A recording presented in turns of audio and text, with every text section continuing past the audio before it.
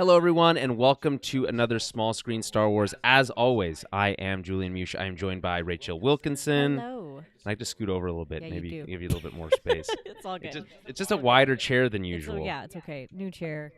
Who this? Should we start over? That's fine. No, we shouldn't. Okay, so here's what we're going to talk about today. We're going to talk about the best episode of this series so far, probably. Yeah. Which Absolutely. comes with a lot of action, not a lot of dialogue, but a lot of revelations Yeah. and some crazy moments. Yeah. And so we're gonna break that all down. So stay tuned for that. Before we get into it, we have a little bit of Star Wars news.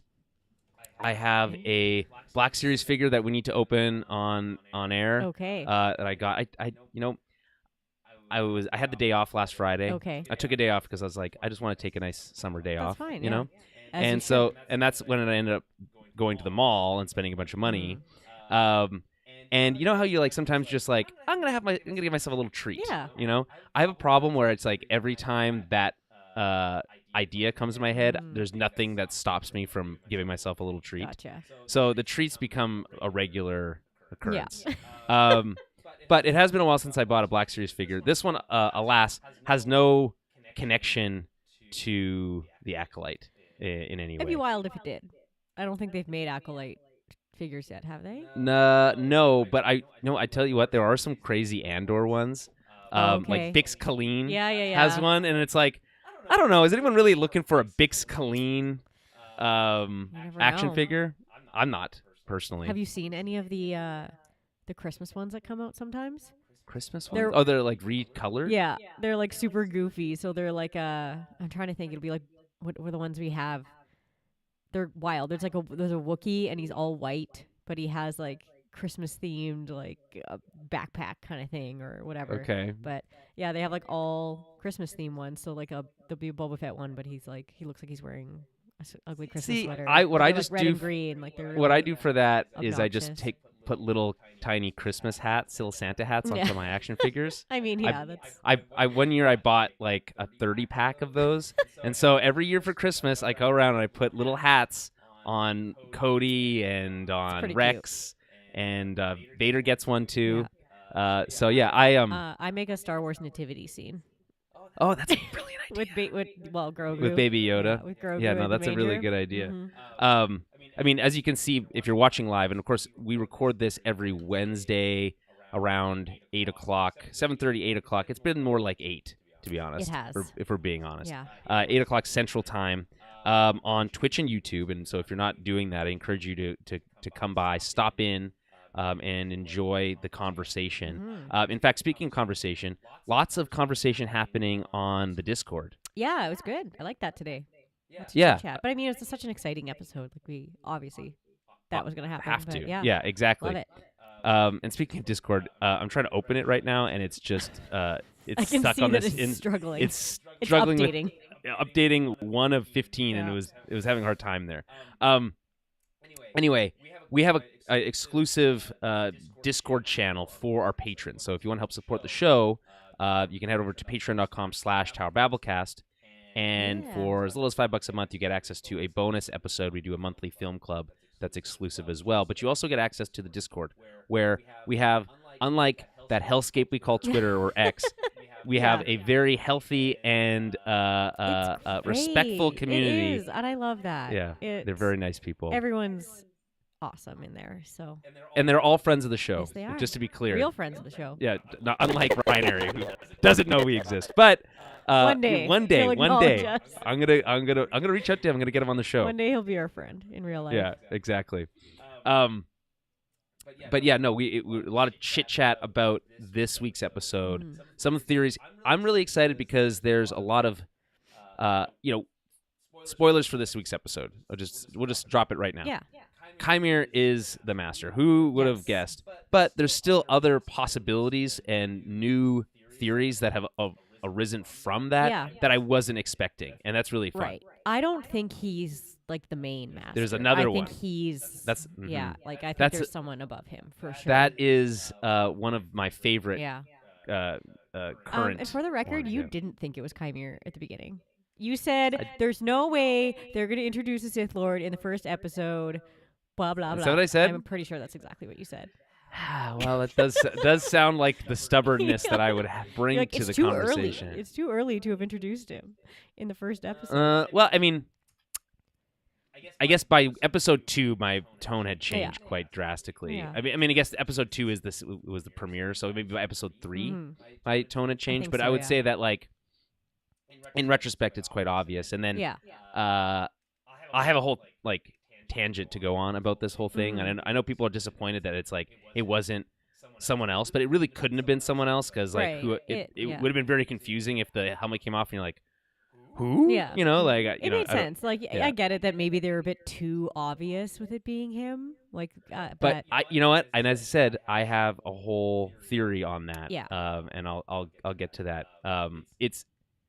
It relates to Palpatine. We'll just put it that way. Interesting. Yeah, I think Okay. it's a cool. well then. I think it's I like We'll it. get right Obviously, I into came it up then. with it, but I came up with it. No, I didn't come up with Yeah. it. It's just a fun kind of way to think about it. Yeah. But before we get into that, let's open this action figure. So what we have here is a Black Series Attack of the Clones Phase 1 Clone Trooper. Oh, phase So, one. Phase 1. And so this is a resculpt because I actually have a Phase 1 Clone Trooper in my I was gonna say, I thought you had- diorama behind. Is it a diorama? What's it called when you have like a Display? little I don't know. I don't Yeah. know. I have a Phase 1 like it's got the like red paint, so I think it's a captain, right? This is before they had like their unique paint jobs. Right, It's right. like the color represented like their rank. Gotcha. And that was true in Attack of the Clones, and you had like the yellow lieutenants and stuff like that. And I think I have those right, but the colors I might have wrong. But it's on the far I don't left, on the far right. If you're Oh, looking yes, backwards. yes. Yeah. Like a little mohawk. Exactly. And so this one, which is unique about it, is the whole thing has been resculpted, but it also has a removable helmet. So you actually have that's the cool. the actual look of The clone look, the yeah. clone's The head. Tamara Morrison Yeah. look. Which is dope. In general, the early sculpts of the clone troopers by the Black Series are kind of not great, Right. in my opinion. Like my commander Cody back there isn't as good, and even though that one has a removable helmet, Oh, isn't like as his good as face? some of the later stuff. Gotcha. Yeah. And then a lot of them didn't have removable helmets at all. Like I have, a bunch of other clones Yeah. in there that don't have removable helmets. So this is cool. I'm excited to add this. I would love more just base ones. Like finding just a base stormtrooper is very hard, Yeah. which is really weird. The ones I have are technically they're not like standard clone troopers. I mean, they are technically, but they're they're from the video games.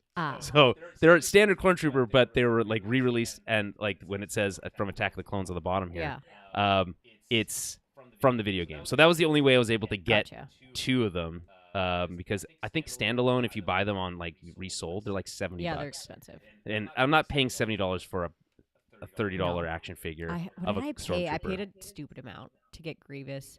I think I paid like $99 to get Grievous. For some of those, it might be worth it. Grievous yeah, is hard to he's find. hard to and- find, and it was yeah. cool. And I was like, I was like, I gotta just do it. So, but What's your favorite? Like, do you have a prized possession in your out of Black them, Series? Yeah. ooh, we've got some good Obi-Wans for sure. Have I told you how I don't like any of them that actually have faces? Faces. I know. Yeah, I know I you're was telling you picky. that, like, this one has a removable helmet.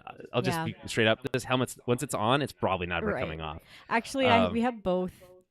Oh no, is it just? I think we have both BT and 000. They're like they're Dr. Afra's like murder Oh, droids. yeah, yeah, yeah, They're yeah, really yes. cool. I need more droids. Yeah. I think in general, The I need more droids are really droids. cool, but And people are probably thinking, like, why am I opening this? I'm not precious about that. no, he's not. I don't. Ours care. are all in the packaging. Yeah, that- still. They take up. You know, I tell you, so much room. you know what's more fun? Playing with them yeah. than just looking I at know. them. So I don't know. Like, I feel like that might just be not like a temporary thing. Maybe I feel like when we get an actual house and we have space, they Maybe. might actually be a little bit more like. but like, Because I don't if think you Adam's think about super it- like crazy about keeping them in packaging. I don't know. if you think about it, I don't really think these are going to be big investment opportunities. You know, No. like, and unless you are planning on using them as an investment, then you might as well just open them and enjoy Yeah, them. that's I true. do save the boxes, so I can always put them back in, but it's obviously not the No, it's same. not. Right? Actually, I'm pretty sure we have one of the ones, the Chewbacca with the C3PO and the net backpack. oh yeah, yeah, that's that's a good cool. yeah, there's just so many. Every time I go, and I think it's like, well, would I want an Andor season 1? Not, I mean, obviously not Bix Colleen. She's cool and all, but like, there's other ones from that series that like, and all of them are not great because they're all just people, Yeah. and it's like. It just looks like it's just like a standard human action figure, just like regular person. Even what's her name? The red hair. What's her name? Mary Jane? No. The red In charge of the rebels. What's her name? Mon Mothma. Mon Mothma. Even Mon Mothma, who has like a really cool like cloth outfit situation going on, is still like, I'm never gonna buy that. Yeah, fair enough. So. Anyway, we have a new clone trooper to add to the collection. So if you're ever looking for gifts, if you're ever thinking, what would be a nice gift for the guys at the folks over at Tower of Babel clone and Small troopers. Screen, it's as many clone troopers as possible, to be honest. He's very specific about which ones he wants and their faces, so Just if they have a helmet, you're spot on. You're golden. And I would love a I'm Grievous. biased, but your Chrysanthemum's pretty cool. And it's not the because Chrysanthemum's I got pretty it for cool. you. You're right. And if to the eagle-eyed viewers out there, he is hanging out in his own little jungle up next to the on-air sign up there somewhere. I think it's a little too dark to see him. You He's can't in really the plant see pot. it. Yeah. But he's just in disguise because he's an assassin. Yeah. All right. So I think we've delayed long enough here. Let's get into the news a little bit. So I will just quickly mention that, speaking of Andor, Andor Season 2, there's been a little bit more people talking about what's going to happen with it. Okay.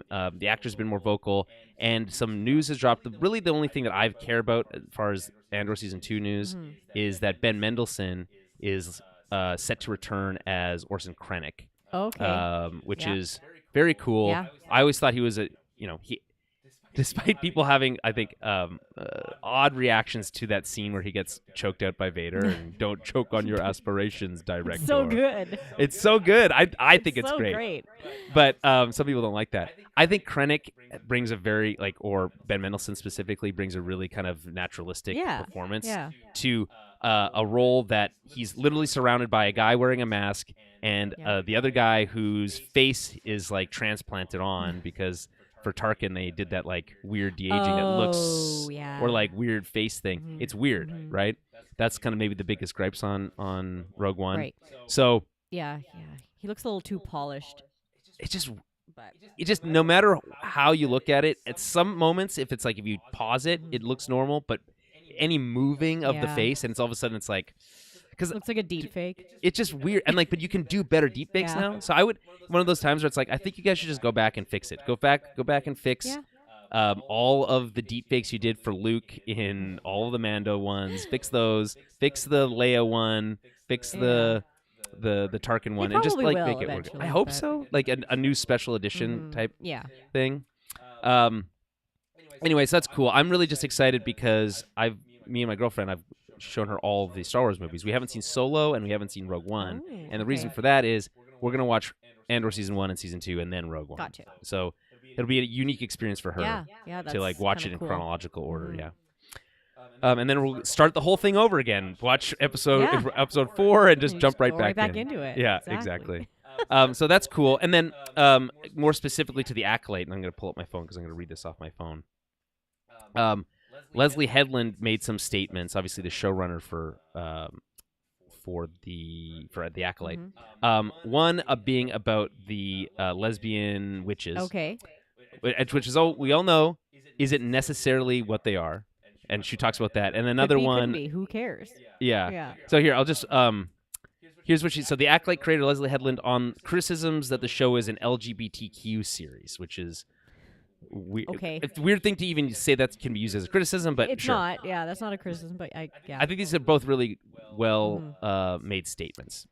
Quote, I don't believe that I've created queer, and be clear that she is also queer. Yeah. So that's so she's coming at it from that perspective. So maybe that's why people have colored it that way. But anyway, quote, I don't believe that I've created queer with a capital Q content. I'm proud of being a gay woman who's accomplished this feat. And certainly, if my content is called queer, I don't want to disown whatever queerness is in the show. Right. I would be proud to create something that has inspired queer people. Honestly, I feel sad that people would think that if something were gay, that it would be bad. It makes me feel sad that a bunch of people on the internet would somehow dismantle what I consider to be the most important piece of art I've ever made. Right. Which, again, I think is a fair statement to say. She's saying, Absolutely. listen, I am a queer person, so my queerness is injected into my creation just by how art works as a part of us, right? Yeah. But she doesn't feel like she made that intentionally so, right? But she also doesn't want to say that it's not because, again, it's art is living and it comes comes with us as a human. Yeah, it's so subtle that it's just like, again, it doesn't matter. Like, And again, they're not necessarily witches or lesbians. Yeah. So this is her following up on that, specifically on that. So this is about using the term lesbian space witches, which people on the internet have rightly pointed out is pretty badass. Actually, Yeah, that sounds great. That sounds cool. Yeah, as shit. I love yeah. that. So quote, they're in a matriarchal society. As a gay woman, I knew it would read that their sexuality is queer, but there also aren't any men in their community. Right. So a closeness between the two of them would be natural. Yeah. It seemed plot-driven. I would say it's really reductive to call them lesbians. I think it means you're not really paying attention to the story. You're really not, yeah. Because, again, nowhere in... And there's a whole back and forth thing. I'm not going to get into my continued failings to escape the pit that is Twitter and X. Yeah.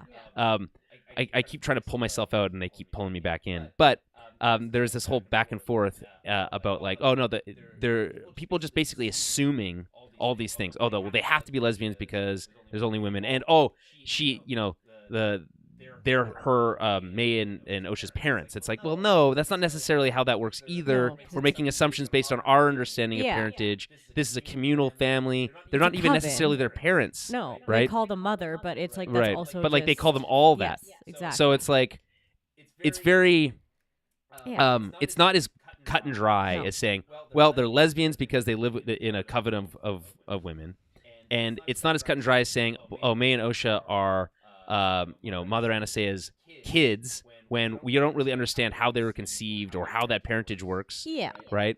All this stuff is still largely unknown.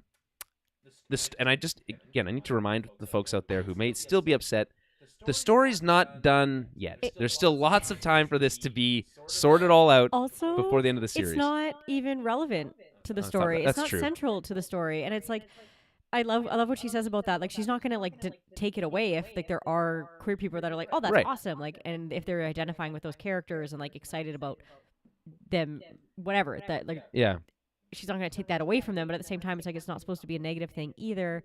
I don't know. People have like a real hard issue, I think, especially with women in general, at least the ones that I associate with and know. I feel like the ones you associate know that I also know, I have a big problem with them too. No. Just kidding. I'm just saying that I'm just kidding. The women that I know and I associate with, like, our sexuality in general is probably a lot more fluid than most men on Twitter. And like they get so up in their like stagnant ways about like everybody is either straight or not and blah blah blah. And it's like, not really though, because it's like there's so many people that are like, I'm marrying a man, I've definitely kissed my best friend, it doesn't matter. Like if you see me and my girlfriends out and about and like loving on each other and like hugging and cuddling and whatever, it doesn't mean we're gay. Just like, and it doesn't mean that we're not. It's just like, it's such a fluid thing, and there's a different way that people show affection and love and caring for someone else, especially in terms of like a matriarchal society that cares for children and cares for each other. There's such a different way of like showing affection and love and partnership there, and it's just like, it doesn't matter. I think people would like things to be more black and white. They do, and it's like... And life's just not really like that. And it's just like, cool. And it's like, are you that threatened by a made-up believe witch coven? Like, yes. Unfortunately, it, yes. Man. Like... Again, from my perspective, I really appreciate these statements because it's, as you said, it's not reductive in any way. It's not saying, oh, well, if you think they're lesbians, that's wrong. She's saying, she admits, she rightly knew that could be read that way, but that wasn't. But she said that I think is more important and kind of more to what I was kind of talking about and we've been talking about over the last couple of weeks, which is that if you take that information in context with all the other information you're given about the nature of their communal relationship, that you can't just say, oh, well, they're lesbian witches. It's like, well, I think there's more. There's like, if you're ignoring all this other information so you can jump to your conclusion that you want to reach. And be mad about it. And be mad about yeah. it. So you just want to be mad. Like, and it's Everyone's just mad online using all the that time. to be mad is annoying. Yeah. Like. Anyway, whatever. We can't beat that to death. go back 2 episodes and you can hear our big, big rant and where we expel all the negativity. Yeah. So we're not going to bring any more of that. This is Leslie Hedman also trying to do a little bit of that and getting ahead of it, and I think she does a good job of it. I love that. Okay, let's get into our review and recap. Before we do that, I'll just remind everyone to follow us on Twitter at Tower Babblecast, Facebook.com/Tower Babblecast, and as I mentioned before, head over to Patreon.com/Tower Babblecast to help support the show, keep the lights on, join the Discord, and be part of the conversation. If you want to be a part of the conversation, but you don't really feel like paying us, that's fair. Watch us live on Wednesday evenings, Twitch and YouTube. Subscribe to us there. You'll get notified when we go live, and then in the chat, we'll I'm trying to think of what the next word would be. I wanted to say chat again, but we'll just chit chat, as the show's going on. So, looking forward to seeing you there. Come be part of the show. It's fun. All right, so this is a 34-minute runtime, same as last week, which I think is cool. You have it's called Night, right? Which I think we all, rightly pointed out, seemed likely. Yeah, was likely to to be the title for this week's episode. Yeah. You're still banking on there being another one called Fate. I think we're going to get another episode called Fate. As a counter to Destiny. 3 episodes left. I think one of those is going to be Fate, and then the other 2 are going to coincide with each other. Okay. My personal OCD problem with that is that they're not in order. They're not in but order. They're flashbacks, so they don't need to be in order. I guess. It just you could I think it's also them in order, and it's probably fine. Oh yeah, probably fair enough. Also, you could do the machete cut for the Acolyte. Yeah. 2 34-minute episodes, the reflections of each other. That's kind of an interesting kind of comparison. Sorry, it's not that interesting of a comparison. It's just a fun thing to note. What was I going to say? Oh, the log line for this week's episode, because I forgot to do it last week. By the way, if you tuned in last week and you didn't hear us speaking in the YouTube or Twitch, it's because something had changed in our OBS settings and our mics weren't turned on. Yeah. So sorry about that. If anyone had just popped in and said, "Oh, we can't hear you talking," I could have fixed it mid-show.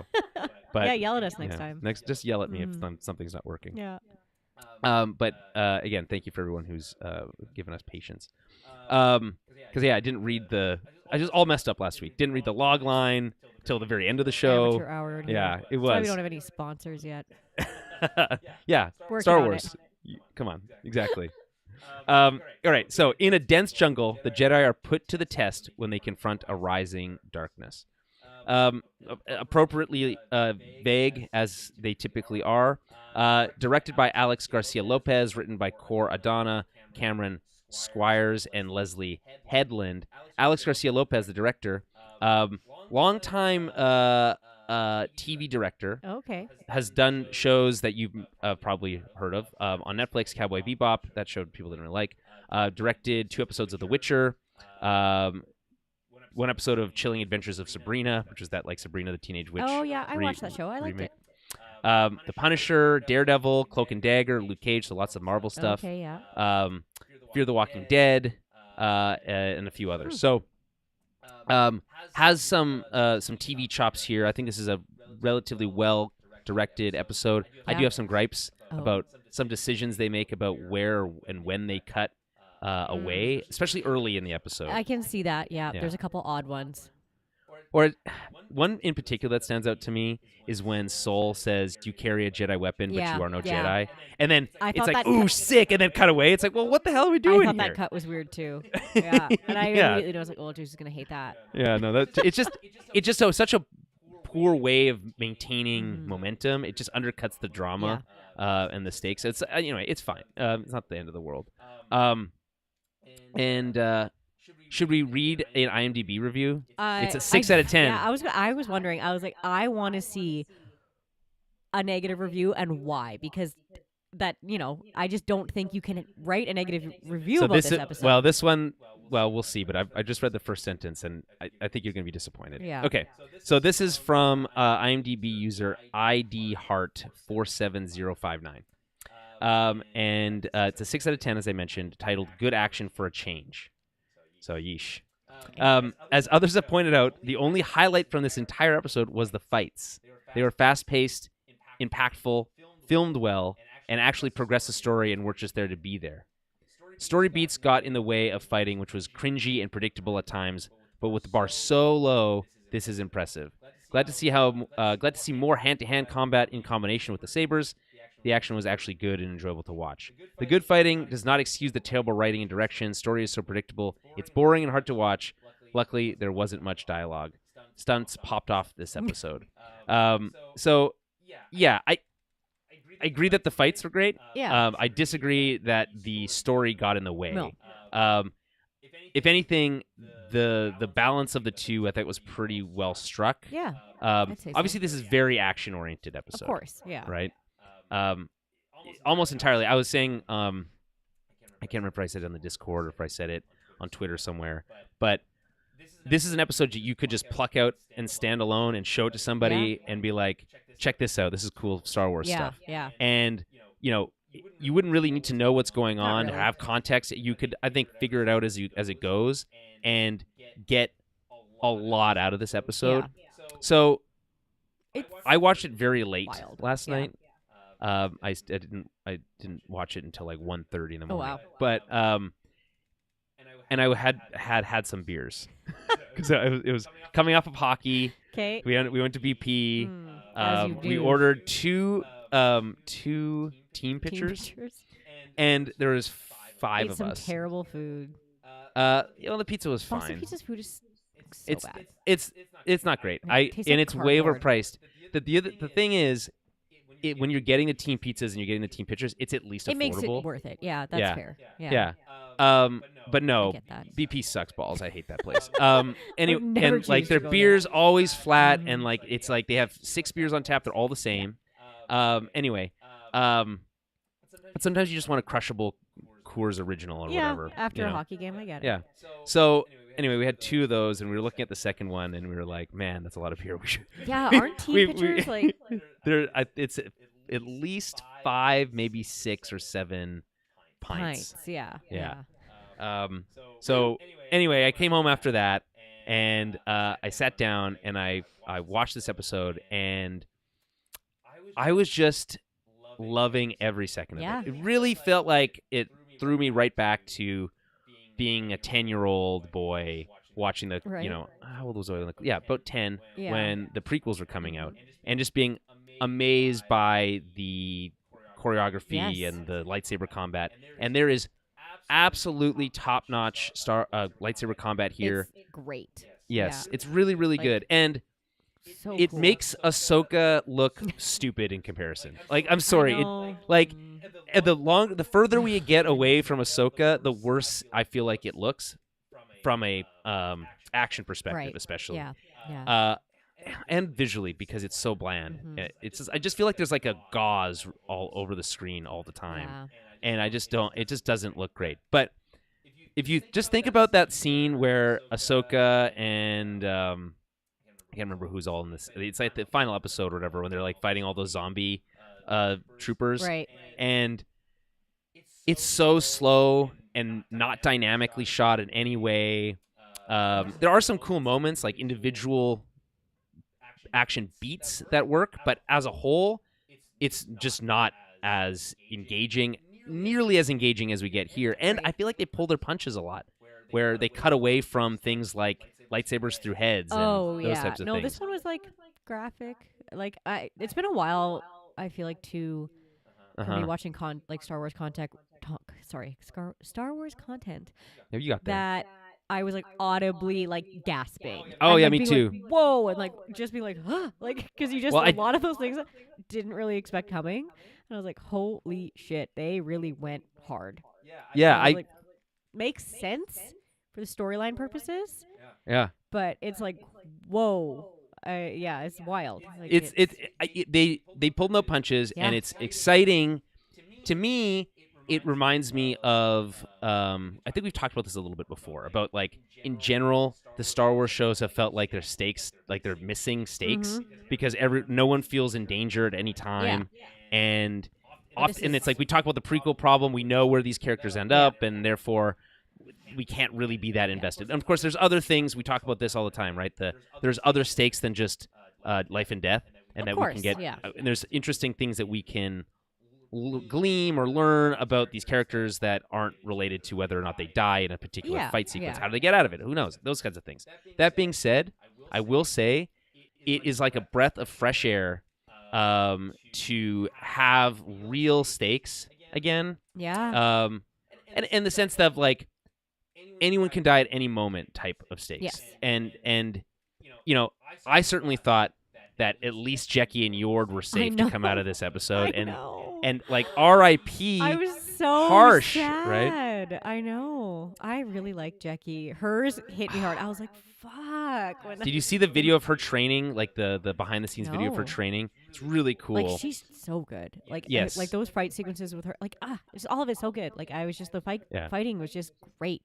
Same with like the Sith Lord there. I keep forgetting his name. Khmer. Khmer. Manny Jacinto. Really cool fighting style from him. I just think, like it was just a very different kind of style. It was very heavy, very hard hitting, like lots of low moves. It was just interesting, and lots of like as Yord says, dirty Sith moves too. He doesn't follow the rules of combat. No, he doesn't. Because why would Yeah. he? Like he's not gonna Yeah. follow the Jedi codes of like Well, sword fighting. Right. What does he say? There's no honor in being He a says Sith. if you never follow the rules, you can't break Yeah, them or whatever. yeah. You don't have to break them. I think it reminds me of Game of Thrones, and Yeah. I know that's like an easy Yeah. comp, but for me, it's like when Ned is decapitated in season 1 of that show. And by the way, got a little surprised we didn't get a decapitation in this episode. We did. I feel like You we just did. didn't see it. Oh, is that off? It happened off screen. It doesn't happen off screen, but it happens in shadow, so you don't see Oh, it. When he okay. pulls the two onto his lightsaber, Yes. he comes up. Oh, after. okay. I missed that Yeah. beat. I was too wowed by the No, I noticed it on, Jedi shish kebab I noticed situation. it on the second watch. I was like, "Whoa, he did that!" And then he cut at least. Okay, one my of their bad. heads So we off. actually did get a Yeah. decapitation, and so I'm that almost positive. so now it's but- even more like Game of Thrones. like, But all I'm saying is that when that happened in that show, it set an expectation that anyone could die. Yes. And I think what's interesting here is that I think we as an audience, or at least I'll say myself anyway, kind of forgot about the things like the precedent that we've set in the past. Yeah. When we did when they did Rogue One, we all said at the time, well, none of these characters can survive because we know exactly what happens Yeah. moments after the end of this movie when A New Hope starts. Right?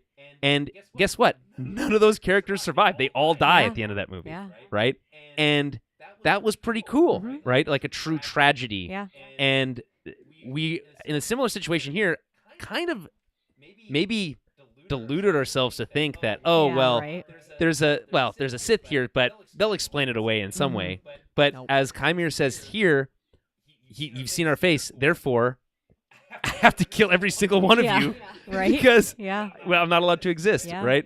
No, and it does make sense for the story's purposes because that's like the one main thing where people are like, oh, how is this even going to happen? And then how do they not know, right? And it's like, well, if they all die, then Sure. yeah, like absolutely. But it's like there is going to have to be some sort of like story to cover like it's obviously mysterious that all these Jedi are dead, right? right. So like, we're going to have to see something with this like council of like figuring Yes. like trying to like Piece piece it together. right? But again, it's that arrogance of the Jedi at this time. Yeah, they're like, well, so- it can't possibly be the Sith. It's just someone with a random lightsaber going around killing killing Jedi. Everyone, yeah. Yeah. But So Grand Admiral Hawk Tua, which is a hilarious name, by the way, Grand Admiral. In the YouTube chat here, they should develop more of the characters. The characters are not memorable or rememberable. They won't be remembered 10 years from now. Nobody will care about them. Everything is rushed. So, listen, fair enough. Criticism. My, I guess, pushback on that would be this. I think we all knew last episode that half of those, if not more of those Jedi, were there specifically to be killed. Yeah. I don't think anyone had any other expectation for that. No. People have used the red shirt comparison. That's a Star Trek term, but this idea that the disposable characters. yeah. Right. And again, I think that's not unexpected. I think you're allowed to use characters that are disposable because you don't need to know every single one. Think of the scene in we were just talking about Attack of the Clones at the beginning of this episode with the clone trooper. Yeah. Think of the scene at the Genosha arena, right? All these Jedi, right? Yeah. We barely know any of them. We only know like 2 by name at that point. And a bunch of them die. A few of them die. We see them die. I think Jango Fett gets one. There's a few other deaths in there, right? And it's like, I'm not emotionally connected to that. It's cool seeing a bunch of Jedi in combat, and some might die. That's just a kind of a nature of the game here. Yeah. And the last thing would be, we did get 4 episodes of development for Yord and Jeki, and I personally was connected to those characters. I did think that they were interesting. I thought there was more to story to tell with them, and both of them died in this episode. So I disagree. I don't think that they are completely disposable and won't be remembered. We got more development for these characters than most of the characters who died in episode 2. And then they kind of backfilled that with Clone Wars episodes, right? I'm trying to think, who's the Jedi with the green fish guy? Remember what's his name again? I keep wanting to say it's not Kayamandi. It's anyway. Yeah, he dies in that scene, Yeah. or I'm sorry, in the scene with you get more of him in Clone Wars, but yeah, you do. But I'd say he gets killed by Palpatine, kind of like nonchalant, right? Barely gets kind of in that scene. We have there's a lot of criticism for that scene because he does that like force jump, Like that spin, spin thing, and then kills 3 of them like really fast, Kit and then it's just Fisto. Kit There Fisto. we Thank go. you. I knew it was a Kit, K. thank you, Ray. Yeah. And Fisto. Travis, great friend of the show. Good to see you. Hey, Thank you guys. being in here. Yeah. So that all happens. Sith Lord kills those Jedi, and no one cared really, because then it was the Mace Windu fight. Well, and right? here's the thing about all this too. Like Vernestra and Indira are also characters in the books. So like, and I know they're not involved in necessarily like this stuff and whatever. They're still alive, so that there's part of that. But then also, we don't necessarily know yet where the rest of the story is going to go. Maybe this is a Sith story, and maybe it's not about the Jedi. Like they have said specifically, Leslie Headland said that she wanted to tell the story from the Sith perspective. So it's not really about the Jedi. It's not about getting to know them. It's not about like falling in love with these characters. It's about a lot of them dying at this point. Right. And I'll agree with you. I was also I was emotionally invested with Jeki and I love Yord. Jeki. I thought she was so Jeki. cool. I thought she was cool too. So it's like I for sure thought there was enough. And enough like build up for that. I'm genuinely shocked when both of them were Absolutely. killed, Yeah. and were done in a shocking way. Yeah. And so, anyway, fair enough criticism. Yeah. I'm not going to say that you feel differently. But I hope that gives you some context for at least our perspective. Travis Mitchell though calls the Palpatine move the Darth NATO, which is a great name and then should be patented. Yeah. And Lucasfilm should adopt that. That's great. I always thought because in Battlefront 2 you can play as Palpatine, Right. and that's one of his like special moves to do Yeah. this like spin, and it's so silly. It's so funny, and it's funny that people think like it's kind of reached this kind of like cult status. Yeah. You know what's anyway. funny? It's not a move in my EA game where maybe it should be. So Right. Indara, not Indira. Indara, but sorry. yes. Yeah, that's what I meant. Yes, thanks, Travis. Okay, thank you for keeping us honest. That's why Gotcha, we right. need you folks in the chat sometimes. And because my inability, due to my dyslexia, to remember proper nouns, which is why I think of Kit Fisto as the fish guy and not Kit Fisto. Okay, so let's get into general thoughts on the episode. I think we talked a little bit about this, Yeah. but there's a few things I wanted to mention before we get into the actual. Oh yeah, we have corrections. Yeah, you. there is one correction. I knew this last week, but I was like, You didn't maybe say I'm anything? wrong. I was like, Like the Plo Koon yeah, thing? I was like, Oh yeah, it wasn't Plo it wasn't Koon. Plo Koon, and I was like doubting Yeah. myself. I was like, And I he's don't super think that dead was now. Plo Koon. Yeah, he gets stabbed right through the chest. Yeah, he's that one. Yeah, I was like, that's Pretty sure there's not Plo Koon. there's another name. Anyway, I was wrong about that. But it's you know what? It's fine. You're allowed to be wrong. Exactly. It's easy to understand. We haven't really seen that another of that species before. So Okay, Travis, you need to like start patenting these names. He calls Basil the Caddyshack Gopher yeah. or the Shakalite, Acolyte. which is great. That's good. Yeah. I'm just gonna put this out there. I watched Caddyshack only once many years ago, and I didn't love it. Yeah. I like Bill Murray a lot, Mhm. but and I like what's his name? Oh shit, from Community. But that movie just doesn't really do it for me. Anyway, that's fine. I'd probably just need to rewatch it. So, a couple things. I was talking earlier about Chevy Chase. That's the name of the person I was looking for. Chimere and this whole Palpatine reveal, or sorry, the Master being Chimere and this connection to Palpatine. So there's a lot of hand-wringing, it seemed like, online around this idea that it was too obvious that he was the Master the whole time, and that this whole persona alternate persona wasn't believable, et cetera, et cetera. Which made me think about Palpatine in the prequels, because and there's also some stuff around like people saying, oh, why couldn't the Jedi sense this great force threat, right? I mean, same thing around Palpatine. They would literally had meetings with him, and were in the same room with him, and they were chit-chatting about galactic politics, and couldn't place that he was a Sith Lord and he was right under their nose, right? So I think it's well established at this point that Darksiders are able to disguise their presence in the Force. It seems obvious to me.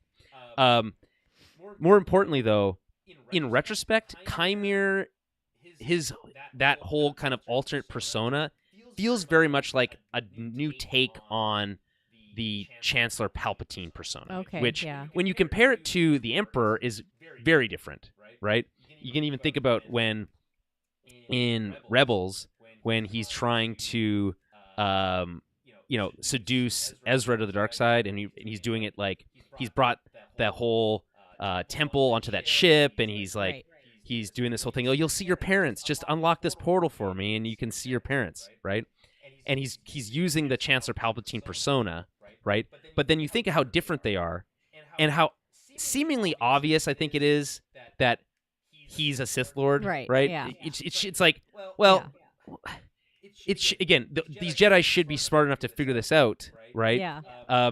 He literally just wears a little hood over his head, and that's enough like to you still see disguise the whole him. bottom of his face, Right, his like, chin, which is very distinct chin. Yeah. So it's like, I just feel like we give these things a pass, but then we're like ultra critical of this idea that, oh, well, it's too obvious that Chimere is the Master. And I just think, and obviously that's in a prequel, so you can kind of play it a little bit differently. But I think in rewatch here, and for this, I think it'll come across really strong as this alternate persona designed specifically for manipulation. Yeah, and I do think we're going to see another, not necessarily like another Sith Lord, but I don't think he's the main big bad. I think I know, I was giggling at that too.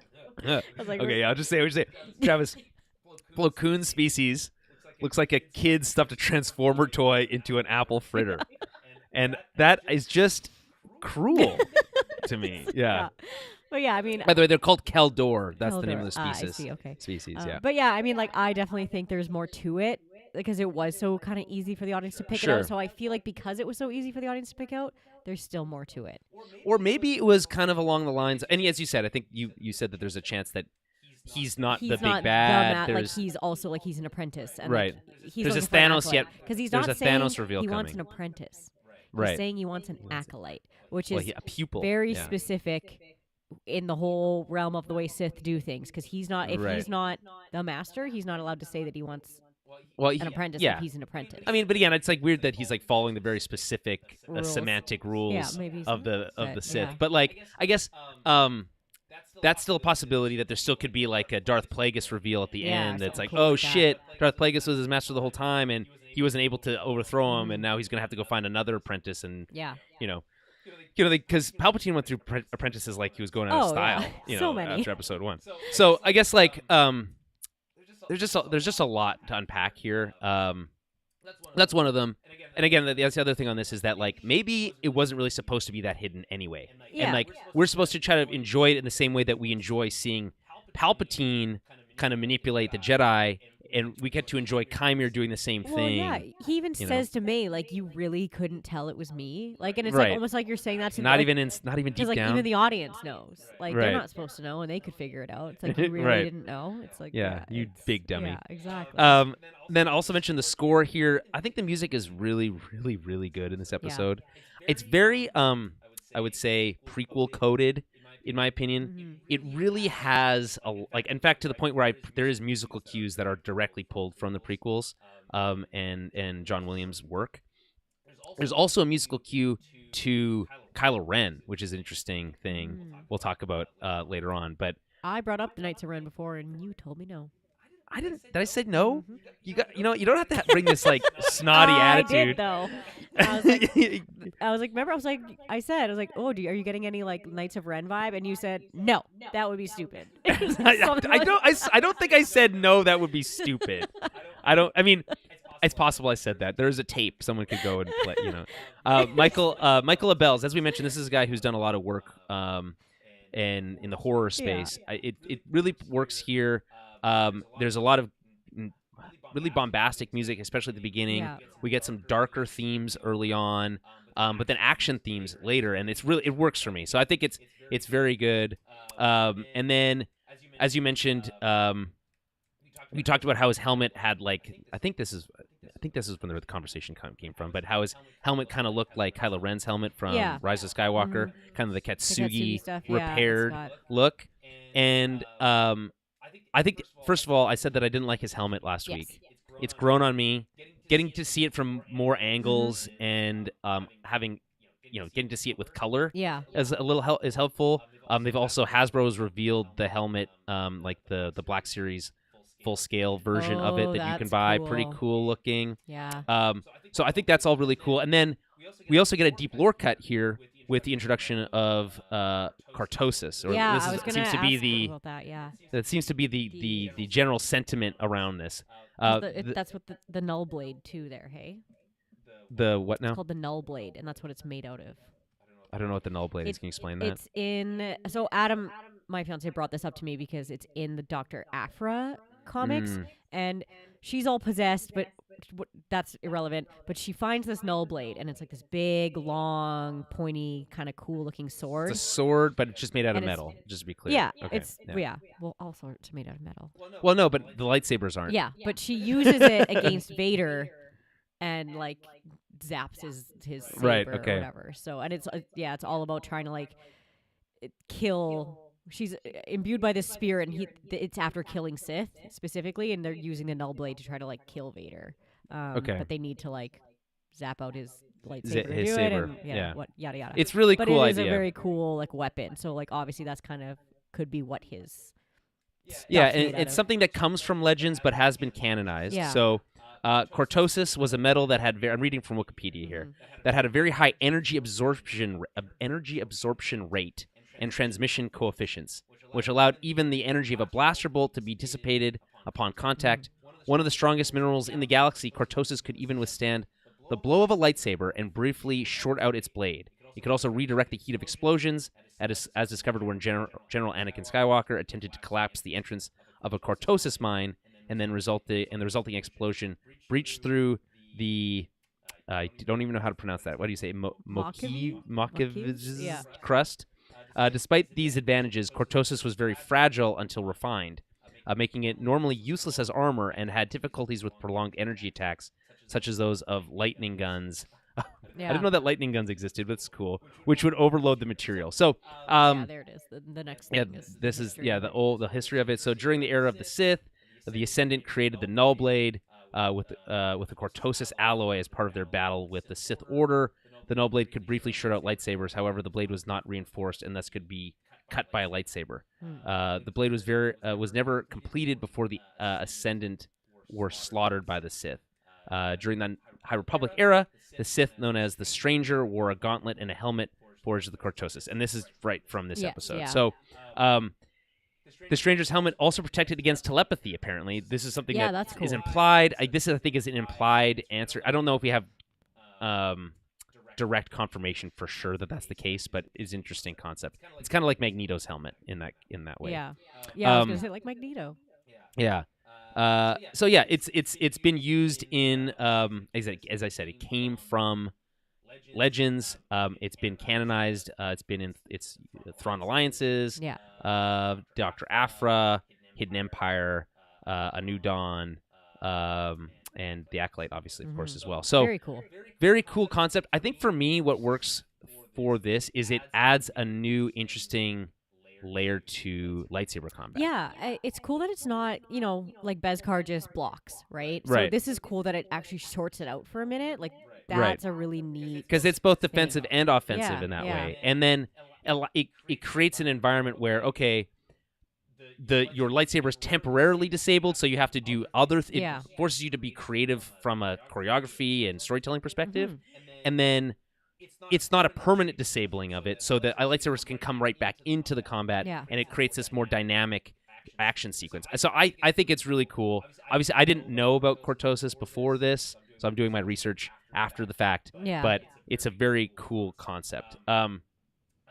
Travis, cortosis was trending search for a while on Google, which is funny. And I mean, yeah, it makes sense that it would be. Yeah. Although, how would you know to search for that word, I guess, is the question, unless you'd heard it somewhere. It comes from, like, people who have read the comics for sure. Right, Like, yeah. that's like an Adam thing, because he had to look it up, because he's like, oh, I remember that, because I've seen it before, right? Because when you're reading those, like, whatever, smaller issues, and you see something like, oh, that's super cool, but you may not remember it, day to day. Yeah, You you're not gotta going to remember Google each it. individual detail. No, it's all the nerds out there being Yeah. like, I remember seeing that before. Right. I'm gonna Google it. So that's really cool to me. Yeah. I think it's a really cool addition. I'll just mention a couple things also from Travis here. Having thought the first 2 episodes were very average, I liked episodes 3, and then it picked up from there. The last 2 episodes were awesome. I totally agree. I think that's a very fair assessment. The first 2 episodes were very average. Yeah. Episode 3 added a much more interesting layer, a dynamic to, doing a full flashback episode is a bold decision. And then, obviously, we talked about it last week being a really more interesting episode. We got a little more character work, Yeah. right? And then this week, obviously, being all action is awesome. And then someone was waiting to complain about it, then realized it existed in Legends, And then shut up. shut They're up. like, oh man, it's actually pretty 100%. cool. Yeah, exactly. 100%, Travis. Yeah. You can just listen. We don't have any way to confirm that for sure, but 100%. Absolutely. The sense is that when the types of criticisms we're getting out of the show are just seemingly the most nitpicky bullshit, Yeah. that this would be another example that someone would love to jump on. Yeah, like, oh, you can't just make yeah. up stuff like that, and but it's Yeah. like, yeah, actually, it's starting. Actually, you totally can. Actually, you And totally it's really can. cool. So, Yeah. yeah. No, when that first started happening, I was, it was such a wow factor to it. And the way it I wasn't looked sure what was really even cool. going on. Me too. I was like, what's happening? Was that from them hitting his helmet, Yeah. or did he stop it? Like, what? Well, then rewatching it and then Yeah. pausing it at moments like to, like, him really get it. headbutting lightsabers is like what a cool So idea. cool. Yeah. Again, it adds such a cool dynamic to, like, a Sith fighting when he knows he has that advantage. It's like, ugh, I love it. It's so good. Okay, so that was all the kind of the major things I wanted to hint at or touch on. Anything you wanted to mention before we got into the recap here? No, I don't think so. I think we. Okay. Yeah. Okay, we've I was touched like, on we the haven't even big stuff. started the recap, and we're at Yeah, an no, we got to hour. get into it. We're an hour in. We got to get moving Yeah. here. Okay, so we are going to recap this scene by scene. So we pick up barely a moment after the end of the last episode, Day. Obviously, we transition into night, and that's where we are here. As we transition into this action sequence, we get this top-down view of Osha as she wakes up after being tossed away by the Master. Right. So last week we ended with her just being flung away with a flick of the wrist. Right. She was knocked out. She's knocked out a lot, actually. It's. I was thinking Poor about this while watching this, which is in general, people in television in movies are so easily knocked out. It's really hard to knock somebody out. Yeah. And causes to not be knocked out means you've had a stage 3 concussion, which is like you wake up from that, you are not just You're like not up okay. and about. No. Yeah, exactly.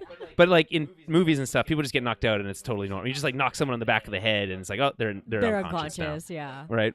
And listen, maybe like if you're a special operative, like soldier, Navy SEAL or something, Right. you know the moves to knock people out or something. But I just don't think people get knocked. Like People aren't knocked out as easily as they are on TV. I see people hit their head on the ice all the time, and they don't. And they're fine. They don't. Or if they are knock knocked out, it's for like not as long as you No. always see. It's Right. always It's like like- 10 minutes. right, Like, that's exactly. bad. Like, if you're knocked out for 10 minutes, Right. like, you should. You should go to the You hospital. died. Like- Yeah, you need to go to the hospital. Yeah. You've probably lost all short-term memory. Yeah. Okay, so we got this. There's a couple interesting overhead shots. This is one of them. So she's waking up. You got to appreciate that the first thing that she's worried about is Pip, Yeah. right? She's like, "Where's Pip?"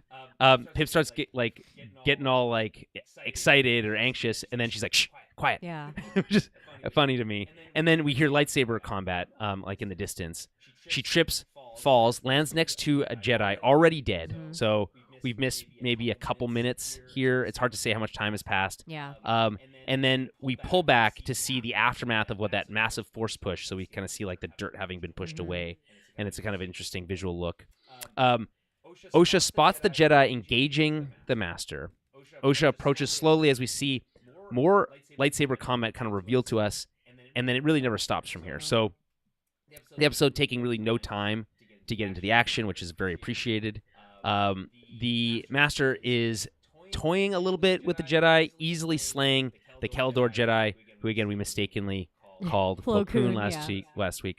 Boy, would that been a shock? No, now that would have been a real lore change, right? You know, like they're messing with the lore if they're just killing Plo Koon over here. So can't be Plo Koon. Stabbed right through the chest, right? And I'm like, right away, I'm like, okay, we're killing Jedi right now. Great, this is exciting. So we also see the Master use his helmet, headbutts a gauntlet to deflect lightsabers, temporarily shorting them out, and the Jedi don't really know what to do about that. They're very confused. Fair. Yeah, fair enough. Yeah, but that's so funny. I just felt like the two like human Jedi that are like killed early on, the shish kebabbed ones, look particularly ineffective and confused and like not prepared for this at all. But you know, that's what Jedi cannon fodder are for, I suppose. Yeah, pretty much. There's tens of thousands of them at this point, so there's a dime a dozen. Well, that's also like they're going to establish right away that he, like, what his fighting style is, that he doesn't have those boundaries. It's the Jedi are fighting against something that they've probably never fought against before because he's not following these rules and because he's not engaging in your typical like respectful combat, right? So stabbing one Jedi and then force pulling another one into the saber is like a wild thing to do, and then he definitely decapitates at least one of them after that. As I said, I've nicknamed that the Jedi shish kebab. Yeah, it's just like it's dirty fighting, as you would call it. Like, I mean, like, is it though? I mean, like, you know what they say, all's fair in love and war, right? Yeah, it's just something and like a Jedi would never do that, right? So no, there's like those codes and like honor to fighting, and that's like a dishonorable way, I suppose, to fight. But I guess if you are fighting the Jedi Sith. and you're someone who hates the Jedi and everything they stand for, I don't think you would have any qualms with using any advantage you have, including using their own rules against them. Well, right? absolutely, it's. And he's like not. To him, he doesn't have to take the high road, right? Not, to him, he's not fighting dirty. He's fighting like he's just Sith. fighting. He's a bad guy, right? Well, I mean, when I think of Justified a lot now. It's just watching it kind of as like this background show, and one of the things they say in that show all the time is that like if I draw my weapon, I'm going to put you down, right? Yeah. And it's like we don't. These aren't toys, right? I think we get used to thinking of lightsabers as toys or as glow sticks or these kind of things, and they're sometimes used as that, but they're not. That's not what they are. They're weapons, and so when you spark up your lightsaber and you're engaged in combat with an enemy, you got to be like it's fight to the death. Be prepared to kill or be killed, and I just think the Jedi are not prepared for that. And I think the Jedi's their whole thing is a lot more. It's not necessarily fight to the death. It's fight to the capture. It's fight to the arrest. Right, but you have to understand that they don't feel that way, and if they're trying to kill you, you need to be prepared to do whatever it takes to defend yourself and your friends, right? Including not necessarily murder, because defending yourself, but including killing somebody, which to be fair, Saul was prepared to do. Yeah, he was. Right. To be fair, I mean, there's some. We'll get to that, but okay. So, we also see blah, blah, blah, blah. Okay, so we get a brief one-on-one with Yord, who steps in to like assist these two kind of ineffectual Jedi before they get killed. He gets a slash to the leg, falls. This buys time for the two Jedi with the disabled lightsabers to get their blades working again, only for them to be quickly killed. Yeah. And that's when the Jedi shish kebab happens. Yes. Osha raises her stun blaster at the mat. This felt so funny to me. And like a kind of like, it feels like something that she would do, but in a sense like, you got to be smarter than that, right? As the Master approaches the downed Yord, shooting him, but it has no effect, as the Cortosis obviously absorbs that, right? But though it does buy time for Yord. So if you look at it from the perspective of, well, she wants to prevent Yord from being murdered, then maybe it's worth a shot, right? But here's the thing: the next immediate line, like first line of that's not the first line of dialogue because he does tell Pip to be quiet. Yeah, but But much. the first like real one here is he looks at Osha. I felt like they've got a good coach for terror face on the show because every time someone is in feels true terror, you can see it on their face in the show. I like that he's beat up too. Like his face is beat up too. So he's like, he looks straight at Osha and he just tells her to run. Yeah. Right.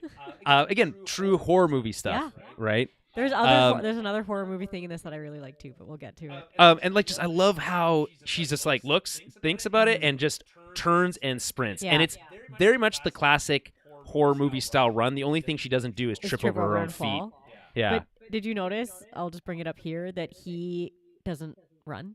He just walks. Yeah, it's Mike Myers shit, yeah. right? Where you're just like, oh, where the bad guy like knows he doesn't have to chase you. He does run later though, and it's when he does, it's scary also. So yeah. I also will say I really liked it. This sounds so stupid. I like that he's sleeveless. It added like I think it's cool. It's cool. I feel like it added just like a little bit of like an extra. Is it because he's jacked as hell? Well, yeah, he's jacked as hell, but it just looks cool. I feel like we don't often see like Sith. Like it's ripped cool to shit see, and like you're seeing bare arms and you're like, whoa, like that, like it just looks cool. Like I feel like you don't see a lot of bare arms in Star Wars in general, and I think what's cool is that he's got like almost like a Jedi-like outfit on underneath his robe, right? The kind of like I don't know how to describe it. Their kind of. Something like that. Yeah. It's got the big like waist belt, right? But it's all black. But then he's got the sleeves. It creates this very sleek look. It's very aggressive. It is. It's very like dominating and like it's cool. Very cool. And it's cool to see. Well, he fights with his cloak for the first half of the episode, and I feel like even that works. I like his like backwards handhold too on his saber a lot of the times, and it's like very heavy. Like swinging and low swinging, and it's like it's very very. It's Kylo Ren-esque in the like heaviness of the like the swings. It's like a very aggressive. Like Baylan Skull does that too. I remember thinking like he looks like he fights with like a broadsword, right? Yes. Like it's got that weight to it, which is like neat when you see a lot of Jedi are a lot lighter fighters, right? So well, it's more defense first, right? So you need to be more nimble. So. Osha takes off running, and we get a very brief scene of May, and this is another example of like. Do we need to cut away to May in this for this half a second for her to pick up Kalnaka's lightsaber before we cut back to Osha? Yeah. Okay, let's just stick with Osha here, and then we'll do the May stuff all together. Yeah. This seems like it just seems maybe they wanted to like maintain a certain pace to the episode, and so if you're cutting from high energy thing to brief low energy thing, which is just May looking for a lightsaber for 10 seconds. It just gets absorbed into that everything else, but I don't. Yeah. I just feel like again, it just feels unnecessary to me. It's probably just about like where to put it because they kind of I think with a lot of her like Osha and May's stuff, they want it to kind of be together. Right. So you can see them as a mirror of each other. But I get what you're saying. It is an odd cut. I don't know. It just feels like it undercuts the momentum for me. Yeah. So Osha is sprinting through the forest and abruptly stops when she hears something. She pulls out her flashlight, which I think is Pip's head. Yeah, if I'm not mistaken. So, yeah. Yep. She doesn't see anything, but the Master emerges from the darkness as she starts to run again. He throws his ignited red lightsaber across a clearing, slicing through trees. It looks like it's so cool. So like this is like every action sequence has a unique thing, and they're not all like completely new. We've seen lightsabers thrown before. This. Yes. And we've seen decapitations before. I've never seen a Jedi shish kebab before. That's new. Yeah. But oh no, I was thinking not in that way. Like I'm sure he's do it to clones, but she does it to one clone and then kisses him. Yeah, and I think they've removed that. No, it's still there. I saw it the other day. Oh really? Okay. That's so weird. Yeah. They immediately abandoned that concept for her. Anyway, it's just fun to see them kind of like we've got this tool chest of all these different things that we can do with lightsabers. Things we've seen before, things we haven't, and just being able to mix them in. It's like playing with your action figures. Yeah. And I think that works for me here. So anyway, slices through the trees. It looks like it's about to take her down. When Sol kind of arrives, last second, deflects the saber away, saving Osha. The hilt returns to the Master's hand, and the trees collapse. Yeah. It's so fucking cool. It looks so good. Yeah. I found that like the CGI, everything was very good. There's only like one moment of it that I thought looked stupid. are bad, but like yeah, this What was it? it's when the moths take him. And he's, Oh like, up yeah, in there. maybe I was that's like, not I great. didn't It's love it. that is hard to achieve though. I'll Yeah. give them that. Yeah. I'll just pause here and make this comment, which I've been making for a while, but I think it's important. When after this scene where Yeah. OSHA's running away from a spinning lightsaber that's being thrown, people talk about throwing lightsabers all the Yeah. time. Casuals will always say like, Why don't you "How does throw it work? Yeah. Do you like do they Boomerang. hold the button down with the force or like how's that Oh, work?" yeah. And like I don't think they have to hold the button the entire time they're holding their lightsaber. That's stupid. I think they do. No, I think they that's do. so dumb. You think it's on off? Yeah, it's on off. Okay, Like maybe. a flashlight. Yeah, and like for sure, Rey's lightsaber is that way. She flicks it on. It's got that like side flip Right. thing. Yeah. Her yellow lightsaber. Yeah. But anyway, others, it's intentionally unclear. We don't need to know this information. But all I'm saying is, regular fans of Star Wars think about this stuff. Mhm. Seeing it used here is fun and interesting. Yeah. So when people are hating on the show, I just gotta ask, what do you want? What is it do you want? know. Like, is it if not this, what? It's like, Mhm. is this action's not good enough for you?